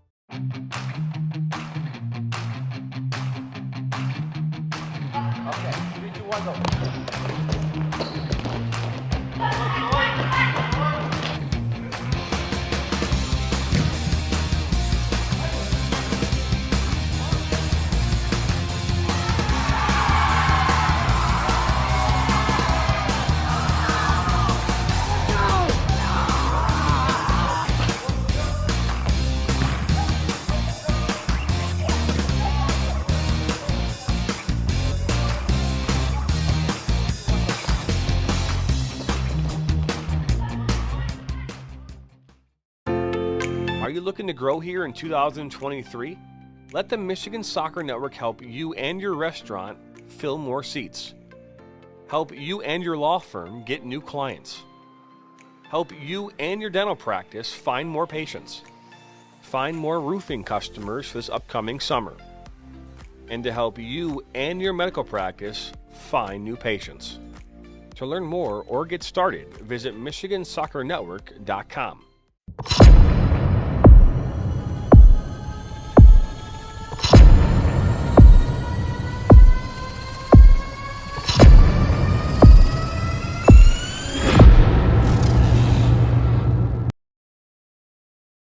I work in nursing home, I work in the restaurant, and I own my own food truck. And I bank with Huntington. I used to always look at that sign, come on, own your own home. Till one day I just said, okay, I'm gonna go talk to the banker. And he didn't tell me, no, it's not possible. He told me anything was possible. And that made me feel good. Hi, I'm Veronica, and this is my banker, Roger. He's awesome. He's a good guy.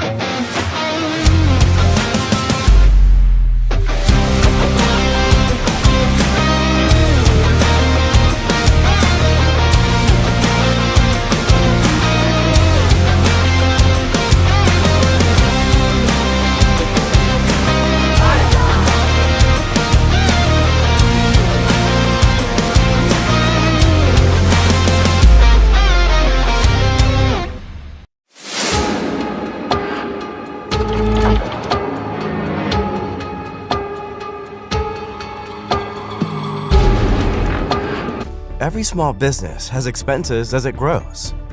Whether you're a farmer, a wedding planner, or anything in between, PFCU can help. With a suite of business services, we can help build your business.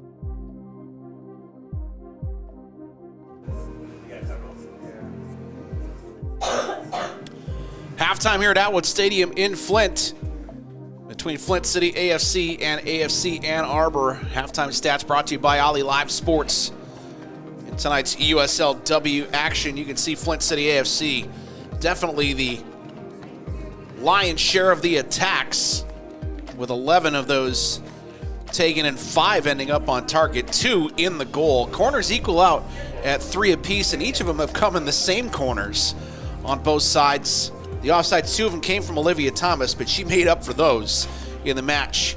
4 fouls on each team, and those 4 saves from Rebecca Prisbillo are really the only reason that this isn't further apart than a 2-1 score here at halftime. It was in the 28th minute that we got the opening goal from Mac Midgley, tied up by Kia in the 38th, and then in stoppage time, Sammy Woods made it a 2-1 score. We'll be back and take a look at highlights after this break. You're watching USLW Soccer from Atwood Stadium on the Michigan Soccer Network. Since 1936, Dover has been specializing in doors for your home. Do you do garage doors? Dover does it. The area's largest selection to meet everybody's style and budget. But do you do entry doors? Absolutely. From steel, fiberglass, wood core, we have the look you'll love. Dover does it. How about storm doors? Of course, we have them all. Steel, aluminum, glass, and the very popular retractable screen. Dover does it. Were you going to ask about interior doors? Why not? You know it. Whether it's a hanging door, bifold door, sliding door, special shapes and sizes, Dover does it. For all your door needs, installation or service, trust the experts. We've been delivering quality for over 80 years. Dover does it.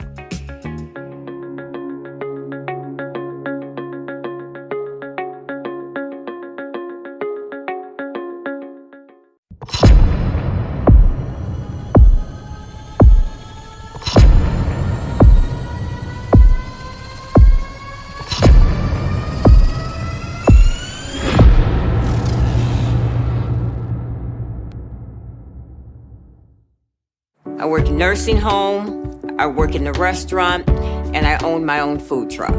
And I bank with Huntington. I used to always look at that sign, come on, own your own home. Till one day I just said, okay, I'm gonna go talk to the banker. And he didn't tell me, no, it's not possible. He told me anything was possible. And that made me feel good. Hi, I'm Veronica, and this is my banker, Roger. He's awesome. He's a good guy. Closing in on second half action, let's see how that first half developed. It was an early chance there for Sammy Woods that was repelled by Prisbillo, but you could see that the attacks were coming thick and fast for Flint City. As Olivia Thomas, that one got in the keeper going the wrong way, and she pushed it off the football crossbar. Then finally we got the first goal coming, not on that side, but not on the Ann Arbor side. That one very close to sneaking in the post from Whitehead, but then good attack up the wing as Pietrowski got it in for Thomas. She drew the defenders down, and Mac Midgley got in behind the defense right by the penalty spot to score the first goal for Flint City. Good chance for Thomas again as she came to the outside of the box, and Prisbillo had to knock that one down. You can see it was all Flint City AFC early. That one to the back post, and Thomas just couldn't hold it down. You started to wonder when that second one was coming for the team in red and blue. But then the mistake, what a play here. The 38th minute from 40-plus yards away for Angeline Kie to tie it up for Ann Arbor. And they had the pressure on after that with a chance to maybe even take the lead on the far side as Nimine put that one off of the hands of the keeper. And suddenly it looked like Ann Arbor was in good position to take this lead going into halftime, but we got all the way to stoppage time before finally Flint City AFC came up with what they needed to go in with the lead that they so richly deserved with the way that they played that half. When McNeil's corner was a good one, she had a chance to get this one into the hopper, and right off the bat, two great chances. You could see the sunlight right on the face of the keeper. And Lexi Ayala back in the box. Boy, it was touch and go there for Flint City AFC after dominating for so long. And then all of a sudden, right at the half, it was Sammy Woods on the break on a great feed by Thomas. And that feeling going into the locker room was a little bit better going in for Michelle Krisnick. Second half coming up shortly here. It's 2-1 Flint City AFC. We'll get you ready for the second 45 minutes. Right after this timeout, you're watching USL W League Soccer on the Michigan Soccer Network. Since 1936, Dover has been specializing in doors for your home. Do you do garage doors? Dover does it. The area's largest selection to meet everybody's style and budget. But do you do entry doors? Absolutely. From steel, fiberglass, wood core, we have the look you'll love. Dover does it. How about storm doors? Of course, we have them all. Steel, aluminum, glass, and the very popular retractable screen. Dover does it. Were you going to ask about interior doors? Why not? You know it. Whether it's a hanging door, bifold door, sliding door, special shapes and sizes, Dover does it. For all your door needs, installation or service, trust the experts. We've been delivering quality for over 80 years. Dover does it.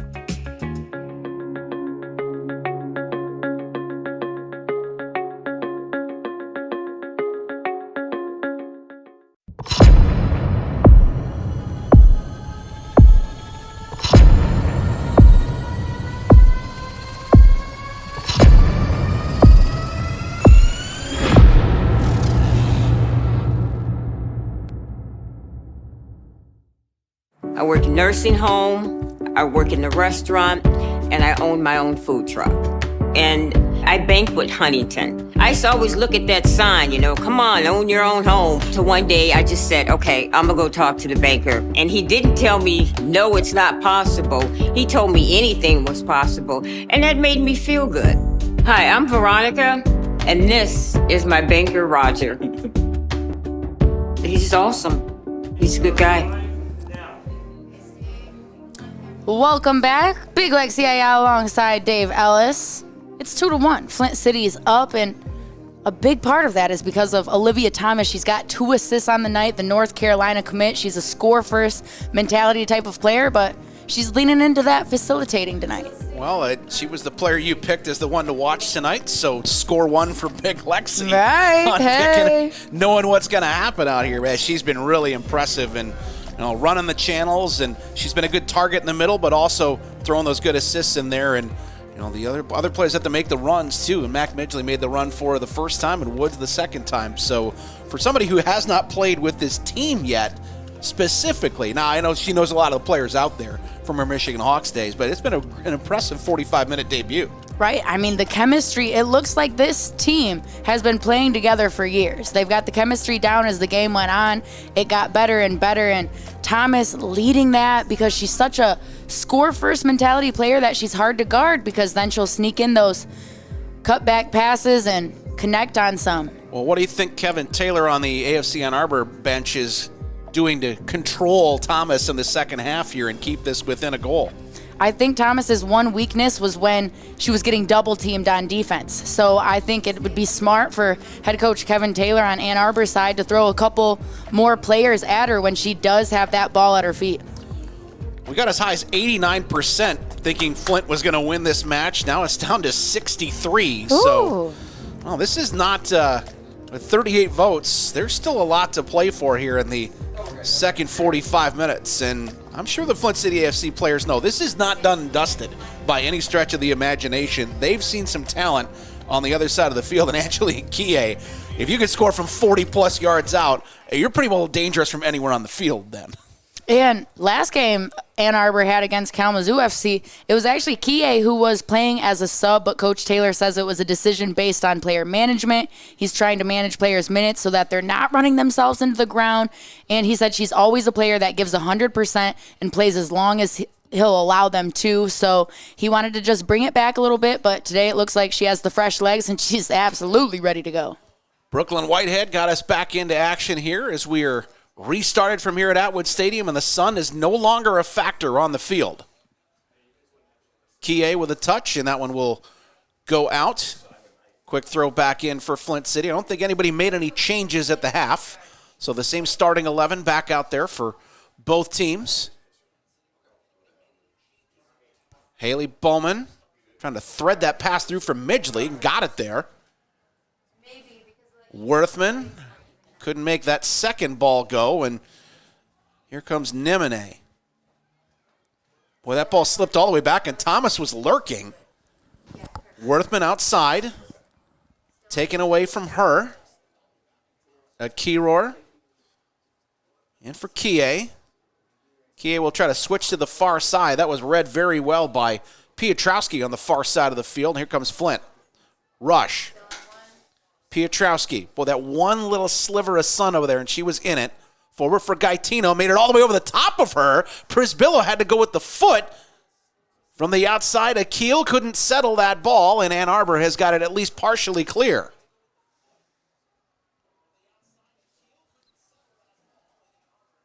Piotrowski back to the center of the park for Bowman. Haley Bowman has played every minute so far this season in 4.5 games. Mac Midgley got the first goal. She made the run, but didn't go far enough to pick up that second one. It will be out for a throw here as Flint City AFC tries to ratchet up the pressure again to start the second half. Haley Bowman, you mentioned, has played every single minute in every game that she's played this season, and it's a little surprising. She's still a senior this year, but she's got a high IQ, 4.0 GPA in the classroom. Does she have graduation to worry about or something like that? As that ball from Thomas goes over the top? I don't think she's worried. She already has the 4.0. She probably took all those tests early and finished out. Well, we'll see if she ends up wearing the cap and gown out there, but she has given a graduate-level performance in the center of the park Bowman so far tonight. She is a Wisconsin commit, so she'll be heading to the Big Ten. Well, she'll definitely be able to deal with the weather in Madison. And got the head to the ball there, but it will be settled down by AFC Ann Arbor. There's a foul on the inside that will be whistled on Kie. Quick restart again. Midgley just kind of stumbled on that ball there. Kiror. Back outside for Nimine. She had nowhere to go, so had to go all the way back with it. Anna Doan will watch this one pop up in the air. Kie, good settle there, has a runner to the outside. Nimine had to hold up for it for just a moment. And now Kie's got it back with a little space. Kie will come to the middle, in for Whitehead, and she's offside. Not by much. Barely. Boy, it couldn't have been more than just a lean in there, but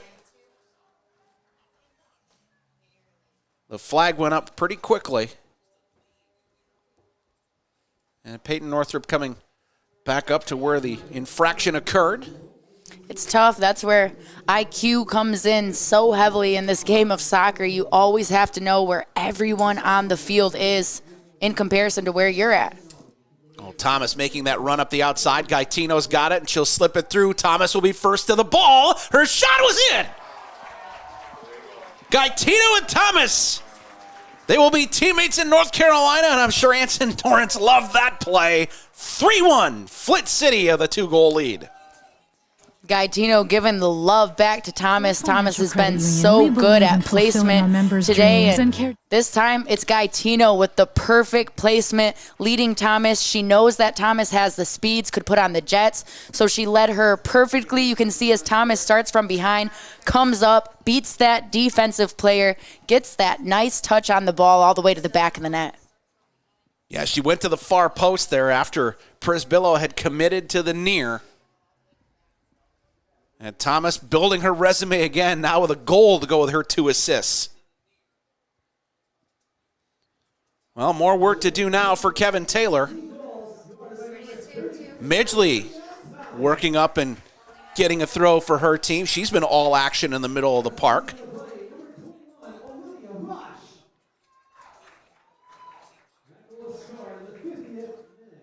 Bowman, nice little Cruyff turn there.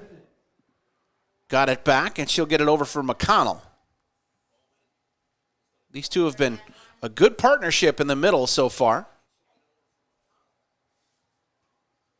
Outside, Piotrowski. Now Thomas bursting through the middle. Thomas again. Woods will get to the ball, and she's onside, but can't hold it in.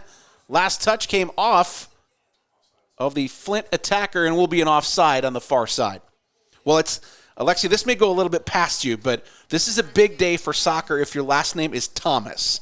And I'm going to go into the story real quick because please do. One of the biggest soccer moments I've ever seen came today in 1989. Really? On May 26th, when a guy named Michael Thomas scored in injury time to give Arsenal the English League Championship over Liverpool in a game they had no business winning. That they won on the road, won 2-0, and the call of that one is one of the most famous soccer calls I have ever heard in my life, and it will never take a different seat to anybody. You should recreate it today with this Thomas. You know what? If this Thomas does it, she will be charging through the midfield, and I will make that call now. If she's in alone, you're going to hear an "It's up for grabs now." And you said 89. Yeah, whew, I was not alive then. I think my dad was only about 7, 8 years old at that point. So, well, here is Thomas through the middle. Olivia sending it up. Woods is onside. First to the ball. Got around Prisbillo. Will keep it in. Prisbillo retreating. Now to the top of the 18. It's Thomas. Her shot is blocked, and Ann Arbor will just smuggle it out of there. Whew. Whitehead making a little trouble for Bowman there, but she was all by herself, and McConnell can settle. Love the aggression by Flint City. They're not thinking twice about anything. They're reading, reacting, and just playing like athletes, like soccer players, not like robots. Outside Piotrowski. 53rd minute. Thanks, guys, for getting that graphic in there. Here is Olivia Thomas. Olivia Rush. Flint building through the middle. Akeel, just a little too far for that pass, and it's intercepted on the far side of the field there by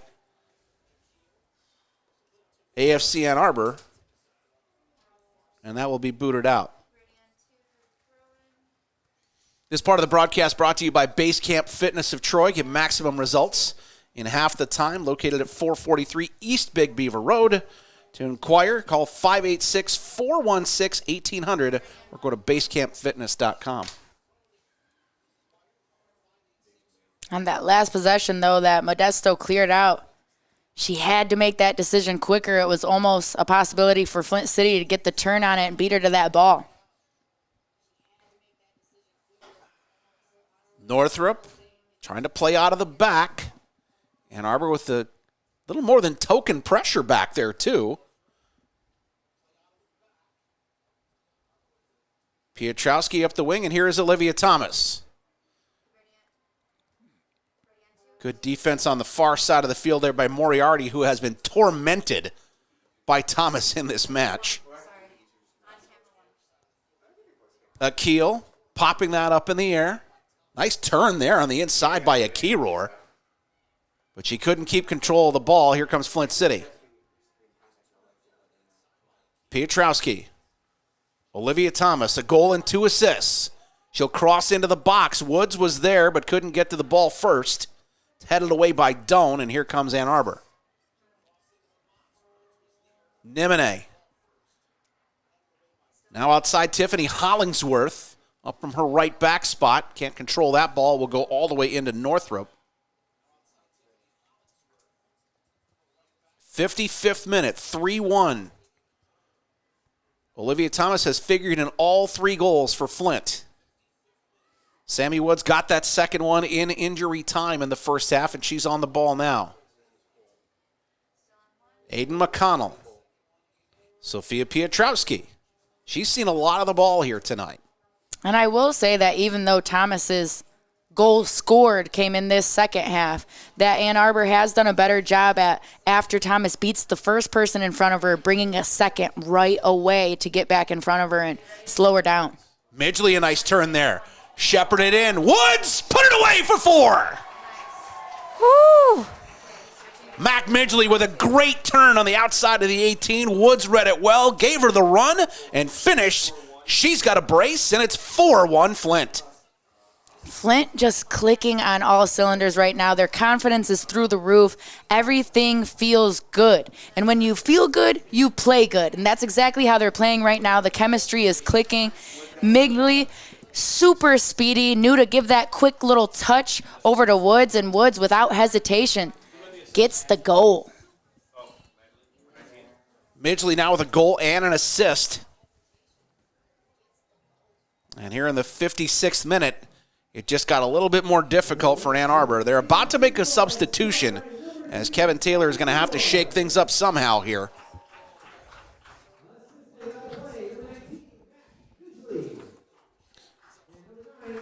Here's Midgley again. Got it back from Gatino. Long shot there from Akil. That's no problem for Prisbillo. She has been under siege here in the second half of the game in the first 11 minutes after the break. And I'm still thinking about the Woods goal because, it was just such great off-the-ball awareness to run to a perfect spot, crossing past Midgley to bring the defense behind. Flint is looking good right now. This is a completely different team than we seen last year. Well, here's our first substitution of the match coming in the 57th minute. It will be Ann Arbor to make it. And coming into the match is number 15, Abby Zuge. And it looks like she will take the place of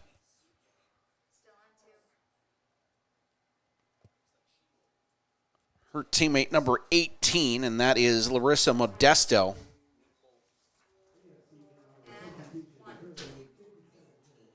Worthman, good settle there to get that ball to get to her feet. Here's Woods on a hat trick. Into the 18, to the back post. Had players there, but Thomas couldn't get there first.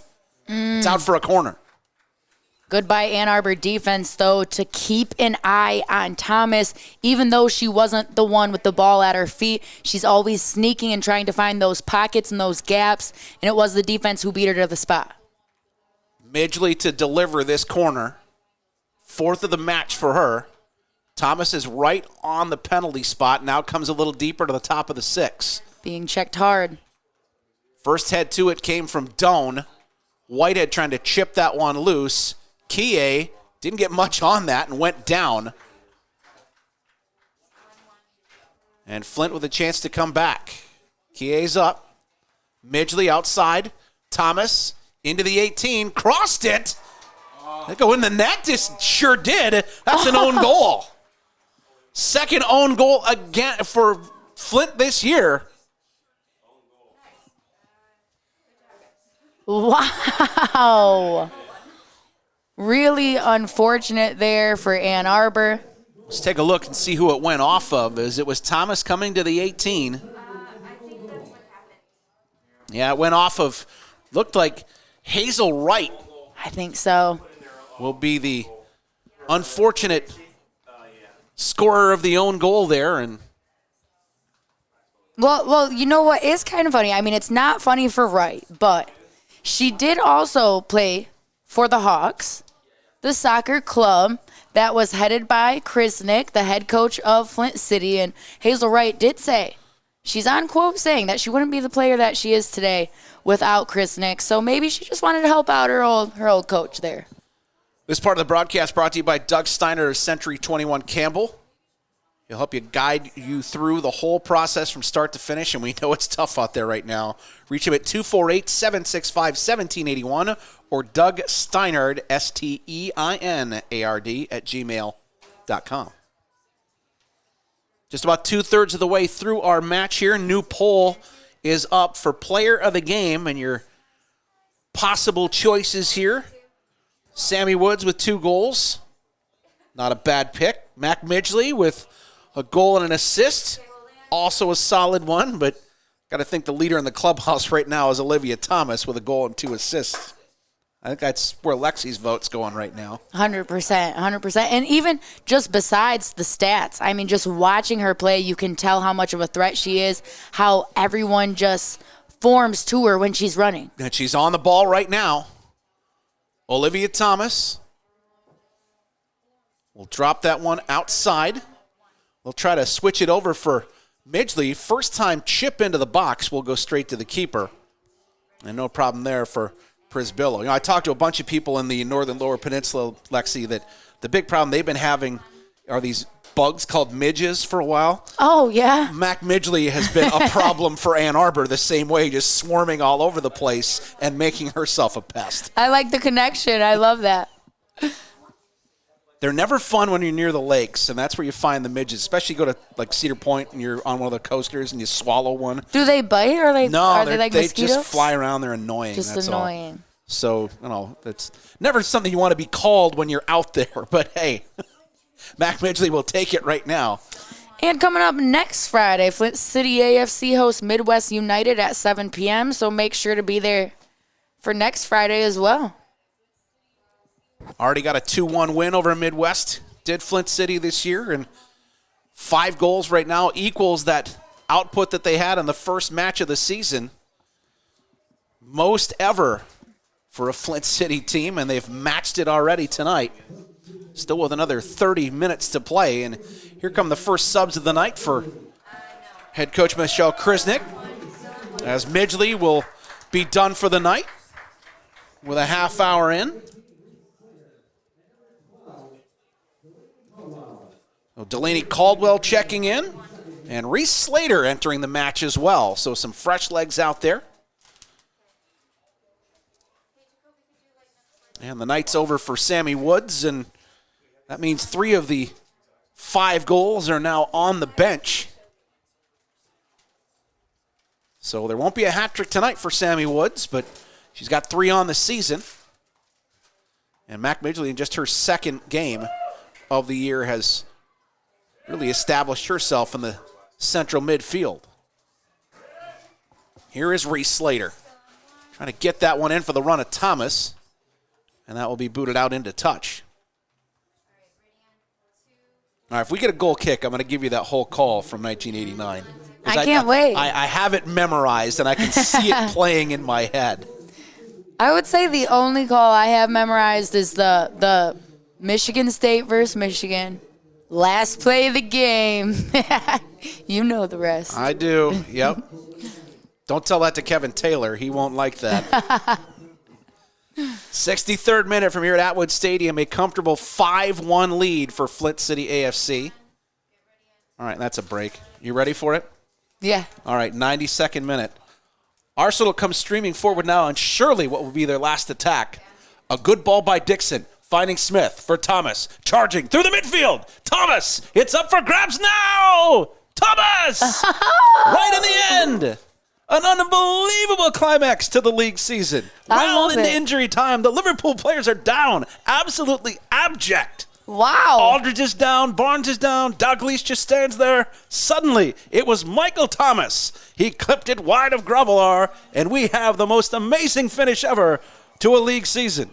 Wow, I cannot believe you have that memorized. That's how big that goal was. Oh my gosh, can we take an acting class together? I feel like that would be so fun. You're awesome. Your job is, after you're done watching on YouTube tonight, your job is, everybody home, go find this goal.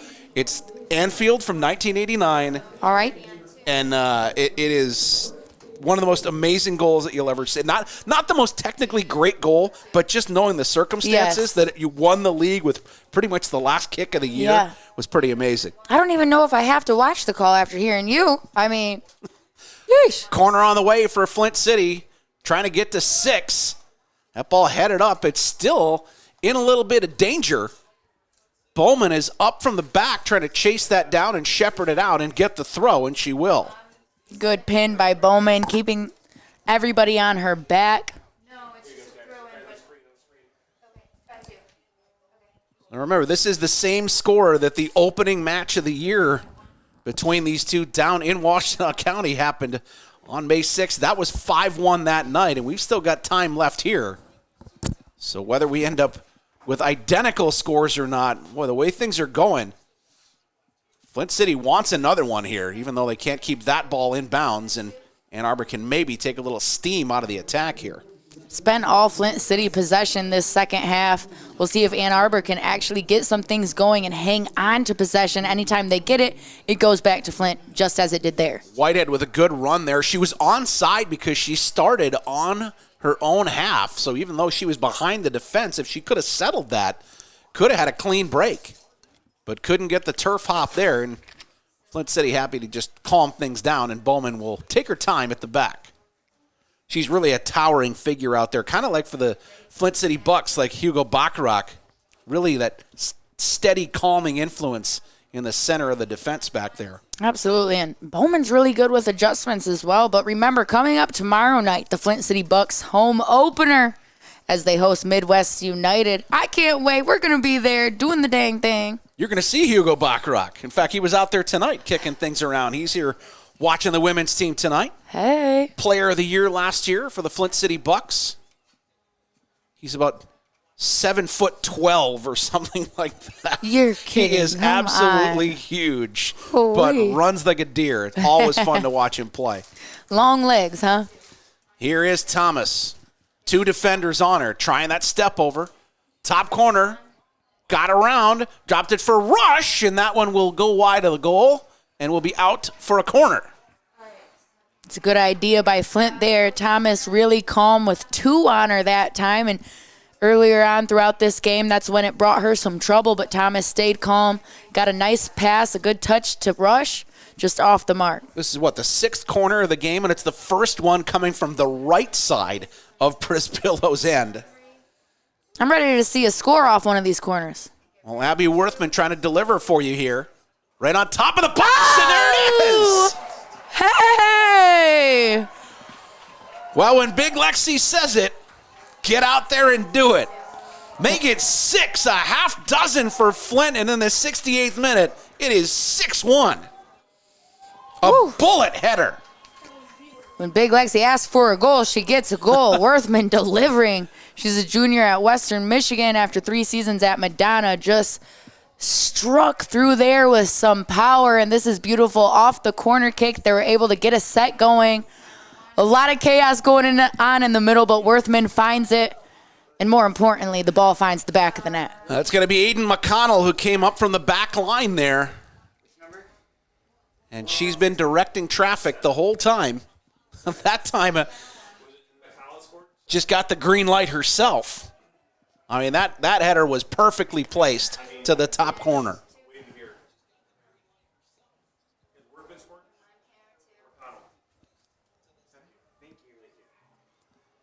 '69th minute, and it is 6-1 Flint City.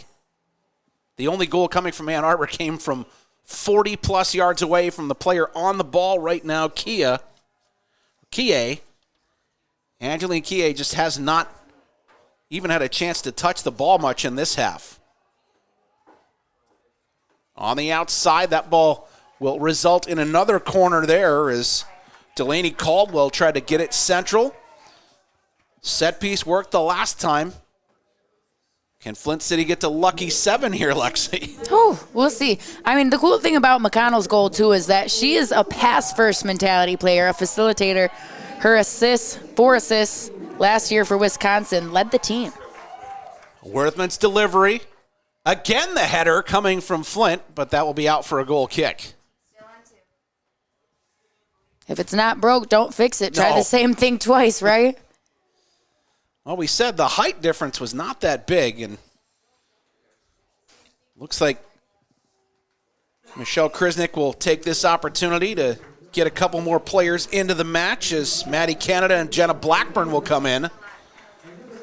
So Ava Keel done for the game, and she'll take a break along with Olivia Rush. Boy, it's no help right now with Blackburn coming in for Ann Arbor in the game here last year to open the season. She had 2 goals and an assist against Ann Arbor, so they're not going to be happy to see her up front either.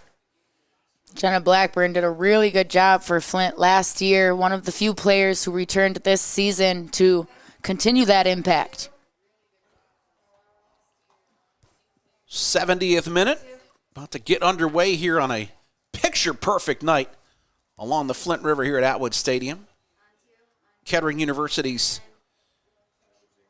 beautiful jewel here in this part of the city of Flint. Well, the deepest touch that we've seen from an Ann Arbor player in this half happening right now is the Mighty Oak have been chopped down and cut into lumber. Working to the front, and that ball will deflect off of a Flint defender and a corner coming here. So an opportunity for maybe something for Ann Arbor to go right in this half. Right. I mean, it's a situation for Ann Arbor right now where it's hard not to get down when you're down 6-1. Sabrina McNeil will deliver this corner in the 71st minute. It's low into the top of the 6. Whitehead with a chance to settle it, but didn't get much on that. And Northrop scoops it up. Whitehead made contact with the top of the ball, didn't allow for it to have enough power to get through the goalkeeper there. Flint City AFC taking no time here. They're not time wasting at all. They want to go forward and keep attacking. Thomas now through the middle. 2 defenders up on her. Got around those 2. Had a runner on the outside and found her. Now cutting back in that left-footed shot will hop once and go right into the hands of Prisbillo. But a good job by Thomas to start using her teammates out there as Caldwell is switched to the right-hand wing, and she got that shot off. And right now is the time for Flint to try new things, to make mistakes, to pull some extra tools out of their tool belt that maybe they haven't even tried yet in a game. Through the middle, trying to settle that ball there and taken away. Here comes Nimene. 2 defenders on her. She made a good turn to get around. Nimene will chip back in. Bowman got ahead to that. Caldwell back to help out. Gaetino has it going forward. She got fouled, and we'll pull that one back. This part of the broadcast brought to you by George's Soccer Supply, your one-stop shop for all your soccer needs since 1978. Amazing and rewarding to have the children of players come in that were our original customers back in the day. If you see a QR code on our screen, keep an eye out for that. You can visit georgesoccer.com the same way or call 248-528-2948. You save 10% on your order by saying MSN 10. You know what I'm wondering, Dave? What happened to all the jingles? I want to bring back the commercial jingles for the businesses. We got to come up with some. Well, I mean, that's their job, isn't it? We're the ones that... I'll dabble in a jingle. I'll make a jingle. Why not? Can't wait to hear these. These are going to be great. Emily Eitzman now in the match for AFC Ann Arbor.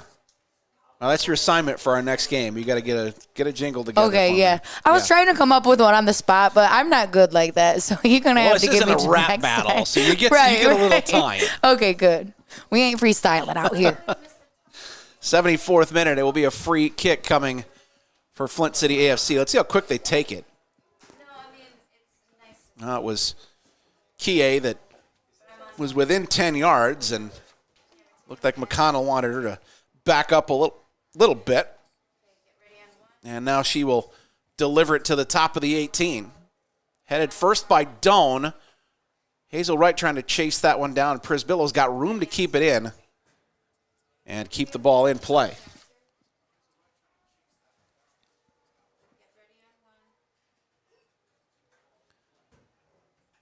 '75th minute, about to get underway from Atwood Stadium. She's Big Lexi Ayala. I'm Dave Ellis. We're back here again tomorrow, too, for the home opener for the Flint City Bucks. Great weekend of soccer on tap here at Atwood. Trying to hold that one in on the sideline there was Reese Slater. Got a little help there from Worthman. Now Slater again. Worthman a little slow getting up behind. Gaetino didn't get all of that one. Caldwell got it forward, 2-on-1. Thomas has a runner on the far side, slipped her through. It's Jenna Blackburn. You off the bar. Oh, had it all to put it in there and just ended up on the frame of the goal. And just minutes after Blackburn gets in, that would have been enough to make Blackburn feel really good about herself. Almost an offsides, but stays smart enough to keep away from that call. Canada, now here's Blackburn again with another chance. Split the defenders, will squeeze off the shot. Prisbillo had to drop it first, but no one there to take it away. Ooh. Well, Blackburn certainly announcing her presence with authority late in the match here. And if you're Coach Krisnick, you have to love that you have players coming in off the bench this fired up, this aggressive, and ready to go. Well, Jenna Blackburn, one of the few holdovers on this team from last year, along with the backup keeper tonight, Kayla Shook, and Jaden Frigerio. All three of them played in that opening match last year against AFC Ann Arbor here in Flint. And that one going to go out of bounds there. I'm not sure if maybe Doan thought she needed to put it out for an injured teammate, but everybody's up on their feet. And the ball quickly thrown in by Flint. Hollingsworth is back to try to get that one loose. Canada got the first touch. Worthman couldn't get it onto a teammate's feet in the middle of the park. Gaetino with a little forward pressure. Ann Arbor's got to play with more urgency when the defense is trying to clear. Gaetino. Up to the front now, Whitehead. Boy, great step there by Bowman to take it away. Here's Canada. One of three Canadas available on this roster. Bella Gaetino went down hard there. No foul. Ann Arbor coming forward. Abby Zuge, the second half substitute, got it in for Nimine. But no further than that. Gaetino, one touch for Canada. Try to get it forward for the run of Thomas. It was too far for her. Our poll at 40 votes now, down to 64% for Flint City. I think that the other 34% might be in a little bit of trouble if they still think they're going to win that poll. Hopefully they don't have money on this one. Olivia Thomas up the right wing, trying to get there quickly. Doan had to step over to take it away. Cleared it over into the corner. It did not cross the line, so Ann Arbor still in possession.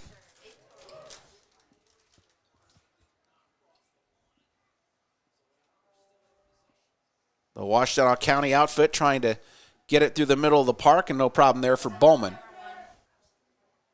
This part of the broadcast brought to you by Ollie Live Sports, changing the youth sports experience with meaningful, positive data for every player, every game.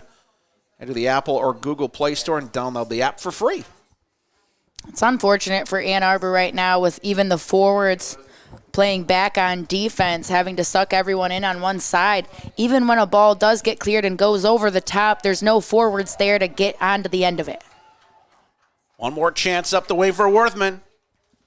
And cleared away there, and another corner coming for Flint City AFC, and they are racking up big numbers of those here in the second half. Hannah Doan with the clearance there, gets in front, intercepts the shot. She's really good at winning balls out of the air, strong clearances. She anticipates those passes often. Worthman with 1 assist direct off a corner, looking for a second. It'll go to Delaney Caldwell. Far side of the box, she'll chip it back in. Plenty to aim for. Gaetino's header went off a defender and into the hands of Prisbillo. Gaetino really smart with the angle of that header, too.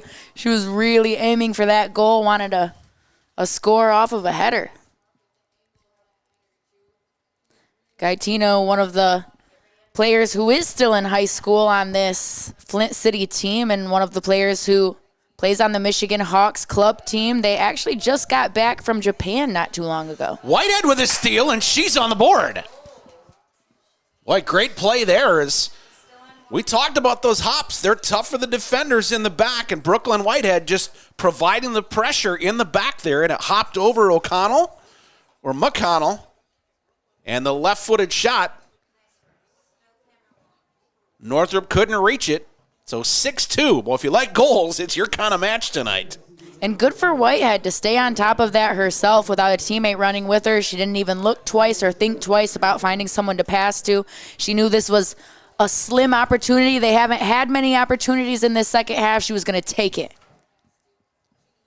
Well, that's something to build on for Kevin Taylor. And something to discuss for Michelle Krisnick.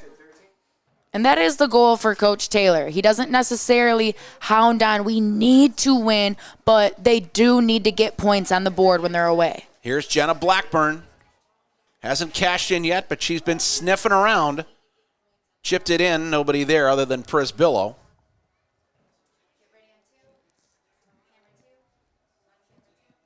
'81st minute from here at Atwood Stadium. I wonder how our poll is going right now on player of the match.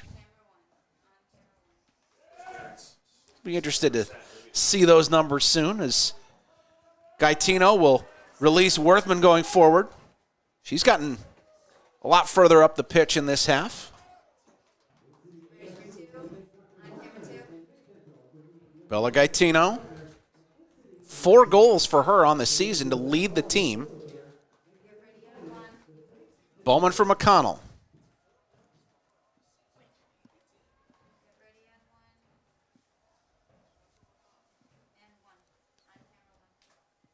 A loose touch to the middle, but Flint will settle. Blackburn back outside for Piotrowski. Looped into the box, and Prisbillo's got it. Well, Mac Midgley not getting a lot of love in our poll right now, Lexi. And Sammy Woods with a pair of goals, only enough for 33%. Right now, 2/3 of the votes are going to Olivia Thomas, and we'll definitely let you know who it's going to be that wins that in our post-game report presented by Commercial Graphics. Their scoring summary, match stats, maybe a highlight or two, and I would guess that number 33 is going to appear in a couple of those. Abby Zuge, a couple of touches for her in the middle of the park. And she'll get it back from her teammates. That one looking on the far side will be an offside flag up in the air as Kie went a little bit too quickly here in the 83rd minute. Kie been really impressive today, but she's not just impressive on this pitch. She's actually from Liberia, and Kie has been one of the top prospects of not only her home nation, but just the entire West African soccer scene. She's really made her mark there, and she continues to make that mark here in the U.S. in Flint, Michigan. How big is soccer in Liberia? The president of the country was once the FIFA Player of the Year. Oh, my gosh. George Weah. You know facts about everything. Yeah, and in fact, his son Tim Weah plays for the U.S. men's national team, so there's Wow. another link there, too. Speaking of great players, here's Olivia Thomas. Not a lot on that ball, so couldn't add to her total, but still got a lot of power here, even in the 83rd minute, and a lot of speed to burn. You can see why she is such a hot prospect. And you can tell her fitness is up. She doesn't seem like she's missed a beat or slowed down since the start. Nimene had that one taken away. Here's Caldwell. Forward for Thomas. Back into the middle for Canada. Maddie Canada slipped it outside for Bella Gaetino. Lots of room for Piotrowski on the far side of the field. Well, good job by Kie to get in the passing lane there. Piotrowski cut her off. Moriarty's pass taken away. Gaetino couldn't get it by a Kiror. And now Kie again. Just starting to darken up a little bit here in Flint Town. But we have the Friday night lights. Don't even worry about it. What a great facility here at Atwood Stadium. Had a lot of fun here last year with the Flint City Bucks, and even though the record wasn't what they wanted it to be, it was a debut that kind of showed that they're committed to Flint City AFC, and you can see that's paying off now here in the early part of this season here in the USLW. With only a few minutes left to go of this match, I'm interested to see if Jenna Blackburn can get something to go for herself. She was one of the scorers the first matchup against Ann Arbor. Caldwell on the outside. Good cut in. Left-footed shot will go wide of the post.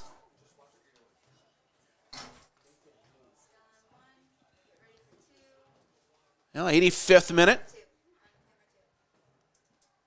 That has been a busy keeper down there, Rebecca Prisbillo. 4 saves in the first half, and it's only gotten bigger numbers here in the second half.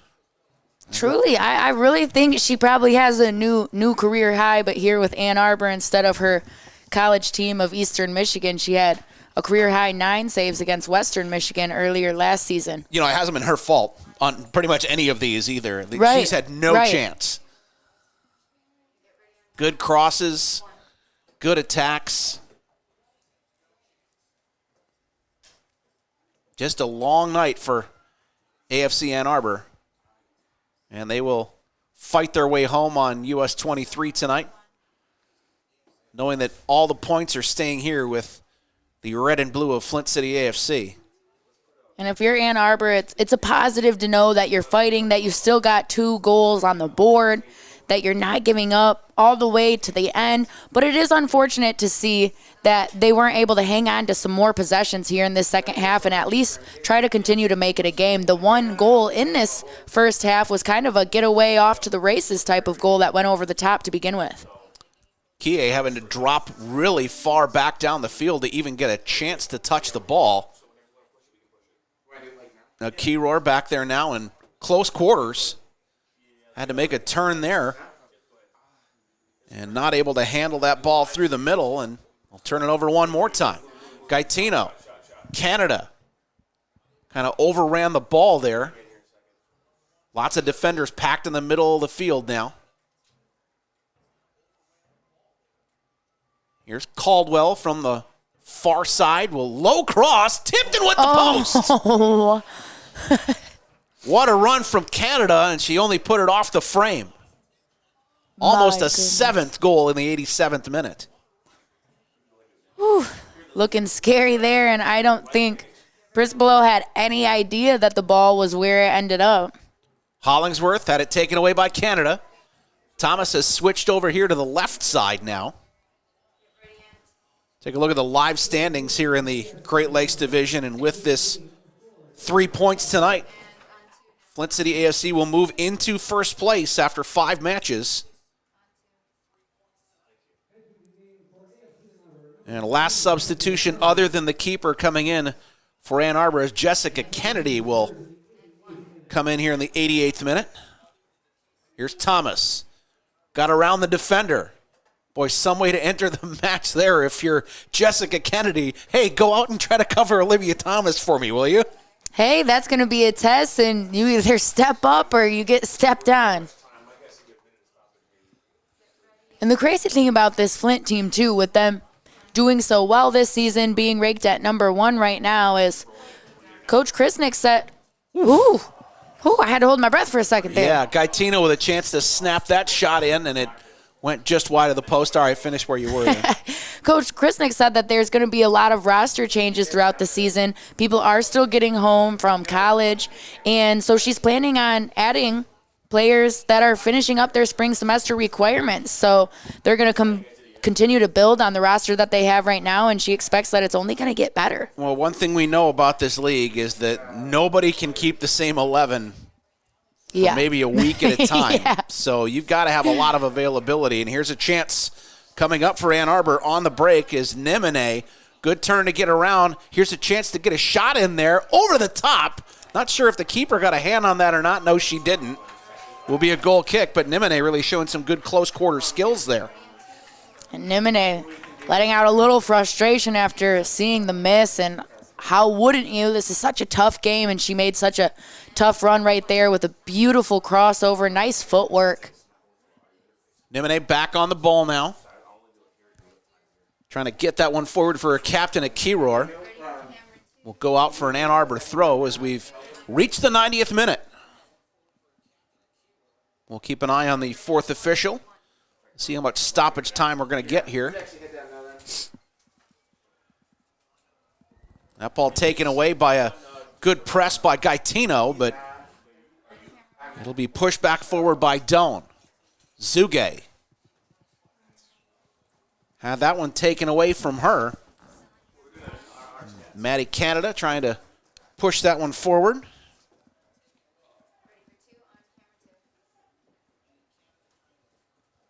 Well, Maddie Cannon and Reese Slater have been really good substitutes coming in here in the second half, providing a lot of late energy here for Flint. Here is Reese Slater pushing toward the ball.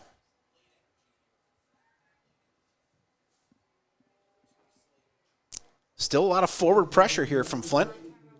Slater, one of the players who also recently just got back from Japan with her club team, the Michigan Hawks. 2 minutes of stoppage time coming here to finish off our second half. Flint City AFC already with a program best 6 goals here tonight. And they are one of the leading scorers right now in the USLW.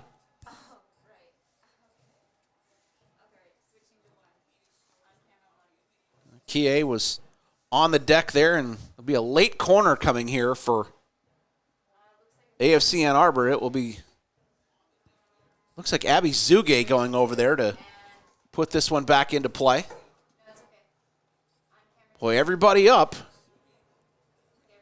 The only one back right now is a Kiror.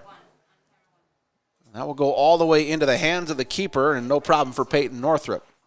Zuge is one of the players on Ann Arbor side who played for the Michigan Hawks, like most of the Flint City side did or does, but her hometown is Ann Arbor, is Zuge, so it makes sense why she would want to play for this team. Well, 45 seconds left here in our 2 minutes added. Flint City AFC content to just knock the ball around in the back. Nemine had other ideas there. Blackburn putting some pressure on her, a little hand fighting, and that will draw the foul. So with about 20 seconds left, this will probably be our final attack of the match. It's a Kiror over the ball. And she will instead leave it for Anna Doan. Well, we will hit the 2 minutes of stoppage time pretty quickly here. After Doan's delivery. Go all the way in, and Northrup judged it well. Took it in with both hands. Quick check of the watch there from our center official. And I think we're going to see the whistle to the mouth very quickly here. Maybe one last attack for Ann Arbor. Kie on the far side of the field. And you got to figure this is going to be it here. That ball slipped back through. Piotrowski will let it go for Aiden McConnell. Oh, now taken away right on the line there as the captain took it from her, and a Kiror with a chance to set up her teammates, but Reese Slater there to take the steam out of that one. Thomas, maybe they're going to let this go and give her one more opportunity. Olivia Thomas, late in the match, she's got a goal and 2 assists. She's into the box, and her shot will go over the bar, and that should be it.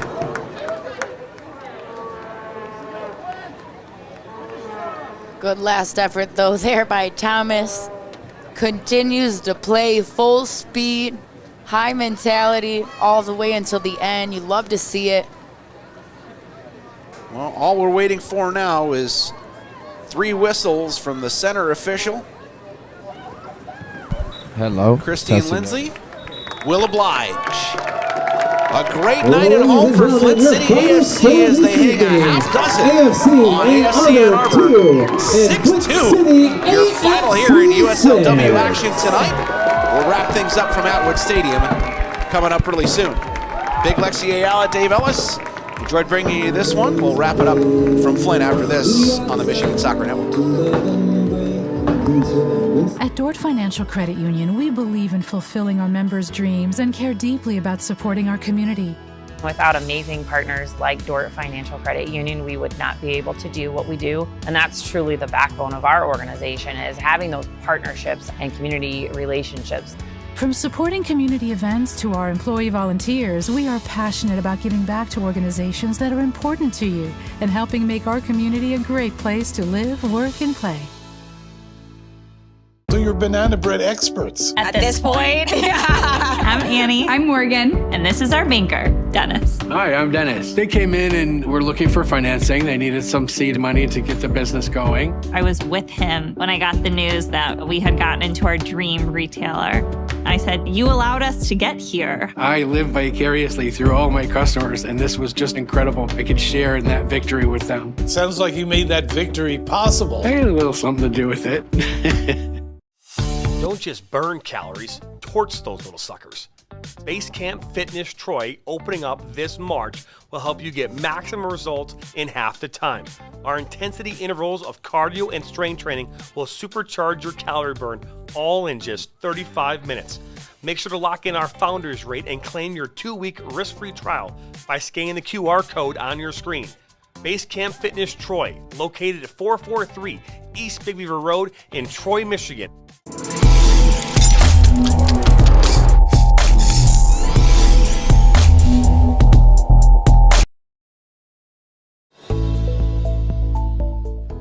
Granite City Food and Brewery has 2 Michigan locations in Troy and Northville. Serves made-from-scratch food, brews in-house beer, and even has brunch every Sunday from 9 a.m. to 2 p.m. To learn more about their daily specials or to book a private party, visit gcfb.com. Make sure you head over to Granite City in Northville at the corner of 7 Mile and Haggerty, or the Troy location at 16 Mile and I-75.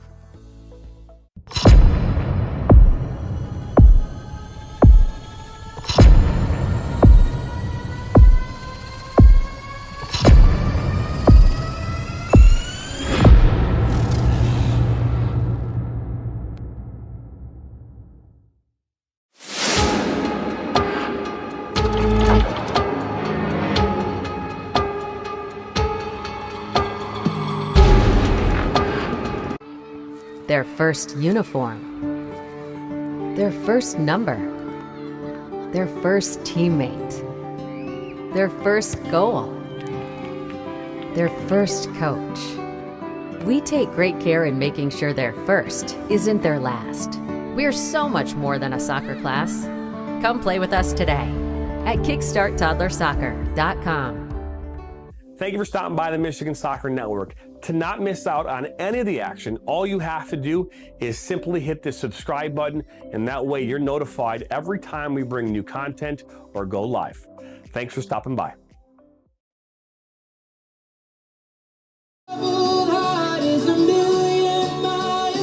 Win tonight over AFC Ann Arbor. Big Lexi Ayala down on the field with our player of the match, and no points for guessing who it is tonight. Lexi?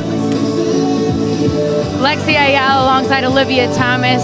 Flint City's 6-2 win against Ann Arbor, but you had a goal, 2 assists. You were there on almost every play. How did you find so much success tonight?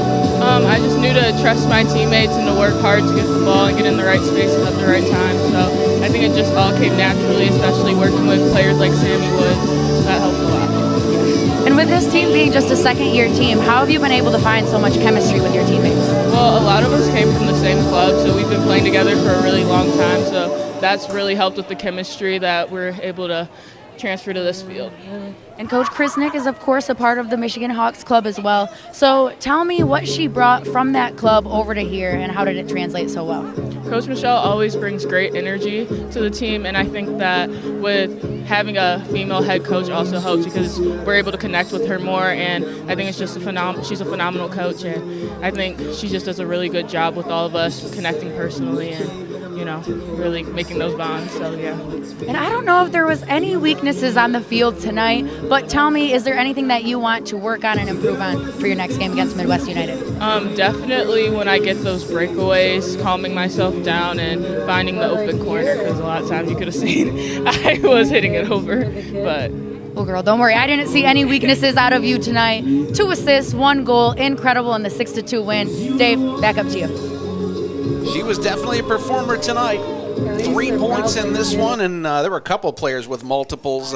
2 goals from Sammy Woods. Great performance from her. Mac Midgley with a goal and an assist. There was an own goal in there, too. But 6 goals, the most the Flint has ever scored in a USLW match. Olivia Thomas, your player of the match tonight. Thanks, everybody. It's been a lot of fun from here at Atwood Stadium, and we're looking forward to more fun ones as the summer goes on, including tomorrow night with the Flint City Bucks opening their home schedule against Midwest United. It's going to be a great time.